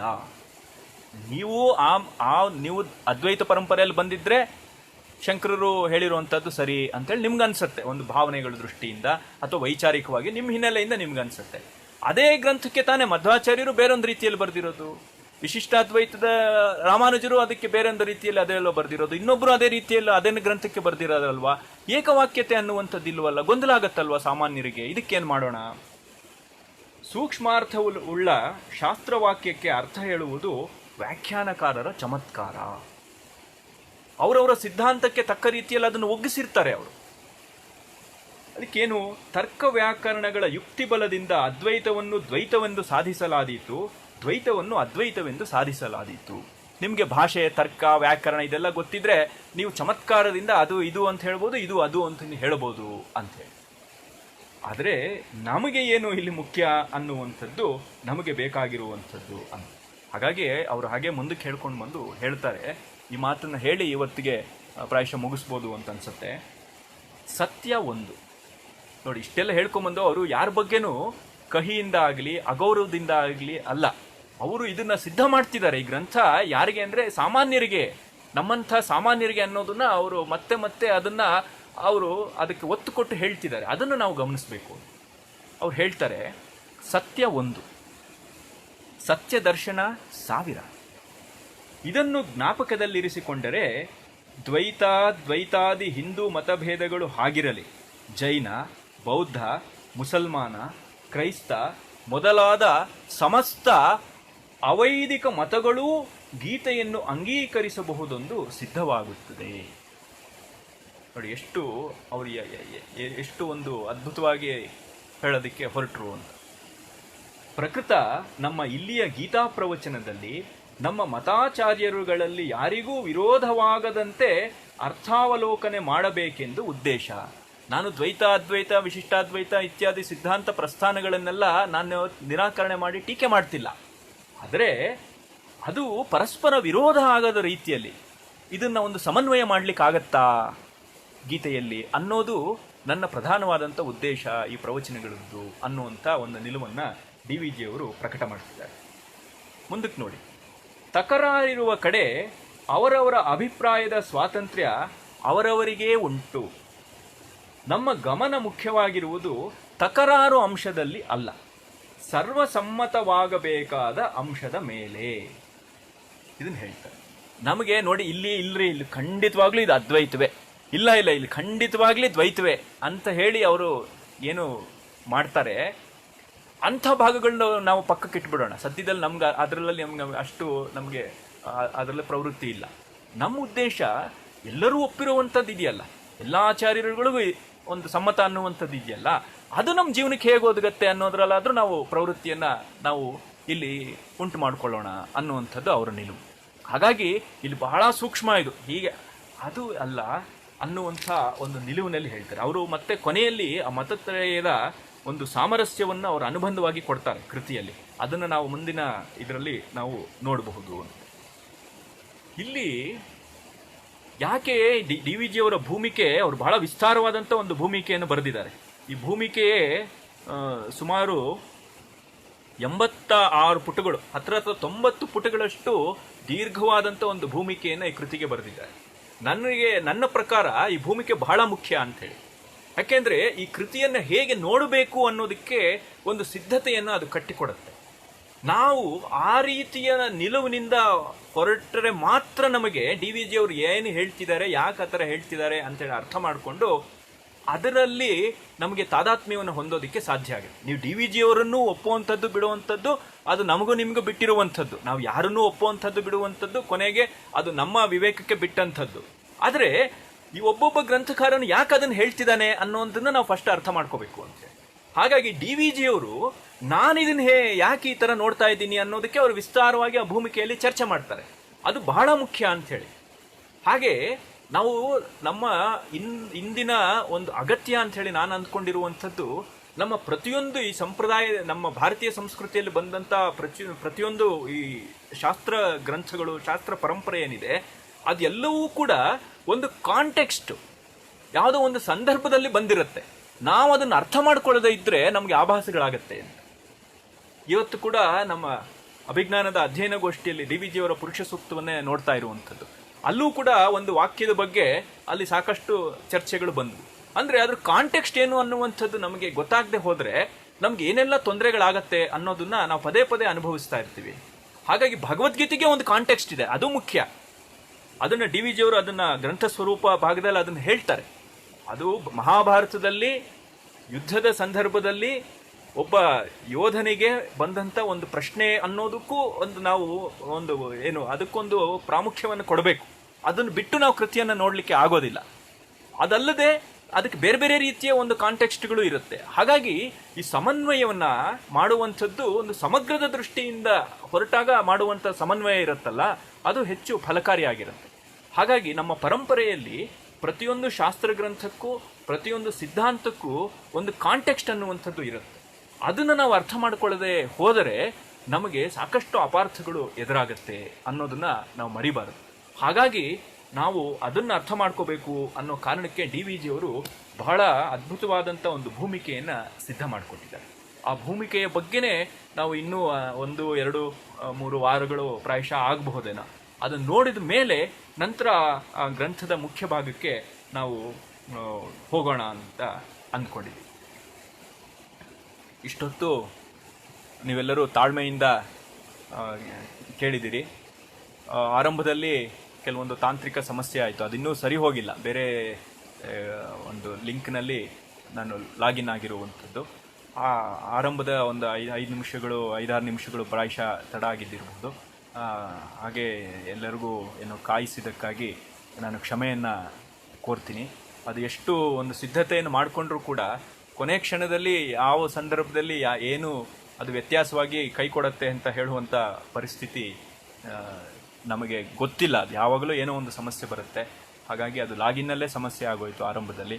ಮತ್ತೊಮ್ಮೆ ಕ್ಷಮೆಯನ್ನು ಕೋರಿ ಇಷ್ಟೊತ್ತು ತಾಳ್ಮೆಯಿಂದ ನೀವೆಲ್ಲ ಕೇಳಿದ್ದಕ್ಕೆ ಮತ್ತೊಮ್ಮೆ ನಿಮಗೆ ನಮಸ್ಕಾರ ಮಾಡ್ತಾ ಇದ್ದೀನಿ. ಏನಾದರೂ ಫೀಡ್ಬ್ಯಾಕ್ ಇದ್ದರೆ ದಯವಿಟ್ಟು ಕೊಡಿ, ಅದನ್ನು ಚರ್ಚೆ ಮಾಡೋಣ. ಯಾಕೆ ಅಂತ ಹೇಳಿದ್ರೆ ಅದು ನಮ್ಮ ಅಧ್ಯಯನ ಪರಂಪರೆ, ಭಾರತೀಯ ಅಧ್ಯಯನ ಪರಂಪರೆ ಏನಿದೆ ಅದು ಮತ್ತೆ ಅದು ತನ್ನ ಹಿಂದಿನ ಒಂದು ಶಕ್ತಿಯನ್ನು ಪಡ್ಕೋಬೇಕಾಗಿದೆ. ಹಾಗಾಗಿ ನಾವೆಲ್ಲರೂ ಅದರಲ್ಲಿ ಪಾರ್ಟಿಸಿಪೇಟ್ ಮಾಡಬೇಕು ಅಂತ. ಇದು ಎಲ್ಲರೂ ಎಲ್ಲರಿಗೂ ಗೊತ್ತಿದೆ ಎಲ್ಲವೂ ಅನ್ನುವಂಥ ಪರಿಸ್ಥಿತಿ ಯಾರಿಗೂ ಏನು ಇರೋದಿಲ್ಲ. ಎಲ್ಲರೂ ವಿದ್ಯಾರ್ಥಿಗಳೇ. ಹಾಗಾಗಿ ನಾನು ಹೇಳಬೇಕಾದ್ರೇ ತಪ್ಪಾಗಿರಬಹುದು, ಅದನ್ನು ನೀವು ತಿದ್ದಬಹುದು, ಅಥವಾ ಏನಾದರೂ ಕ್ಲಾರಿಫಿಕೇಷನ್ನು ಈ ಥರದ್ದು ಒಂದು ಸಂವಾದದ ರೂಪದಲ್ಲೇ ಅದು ನಡೆದ್ರೆ ಹೆಚ್ಚು ಅದಕ್ಕೆ ಒಂದು ಶಕ್ತಿ ಬರುತ್ತೆ ಅನ್ನುವಂಥದ್ದು. ಮತ್ತೆ ಸಮಾಜದಲ್ಲಿ ಅಧ್ಯಯನಶೀಲತೆ ಗಟ್ಟಿಯಾಗಬೇಕು ಅನ್ನೋ ಕಾರಣಕ್ಕೆ ಅಭಿಜ್ಞಾನ ಅಧ್ಯಯನ ಗೋಷ್ಠಿ ಇರ್ಬೋದು, ಗ್ರಂಥಗಳ ಪ್ರಕಟ ಇರ್ಬೋದು, ಉಪನ್ಯಾಸಗಳಿರ್ಬೋದು, ಇದೆಲ್ಲವೂ ಕೂಡ ಆಯೋಜನೆ ಮಾಡ್ತಾ ಇರುವಂಥದ್ದು. ಇದರಲ್ಲಿ ಆಸಕ್ತರು ಉತ್ಸಾಹದಿಂದ ಭಾಗವಹಿಸೋಣ. ಎಲ್ಲರೂ ಕೂಡ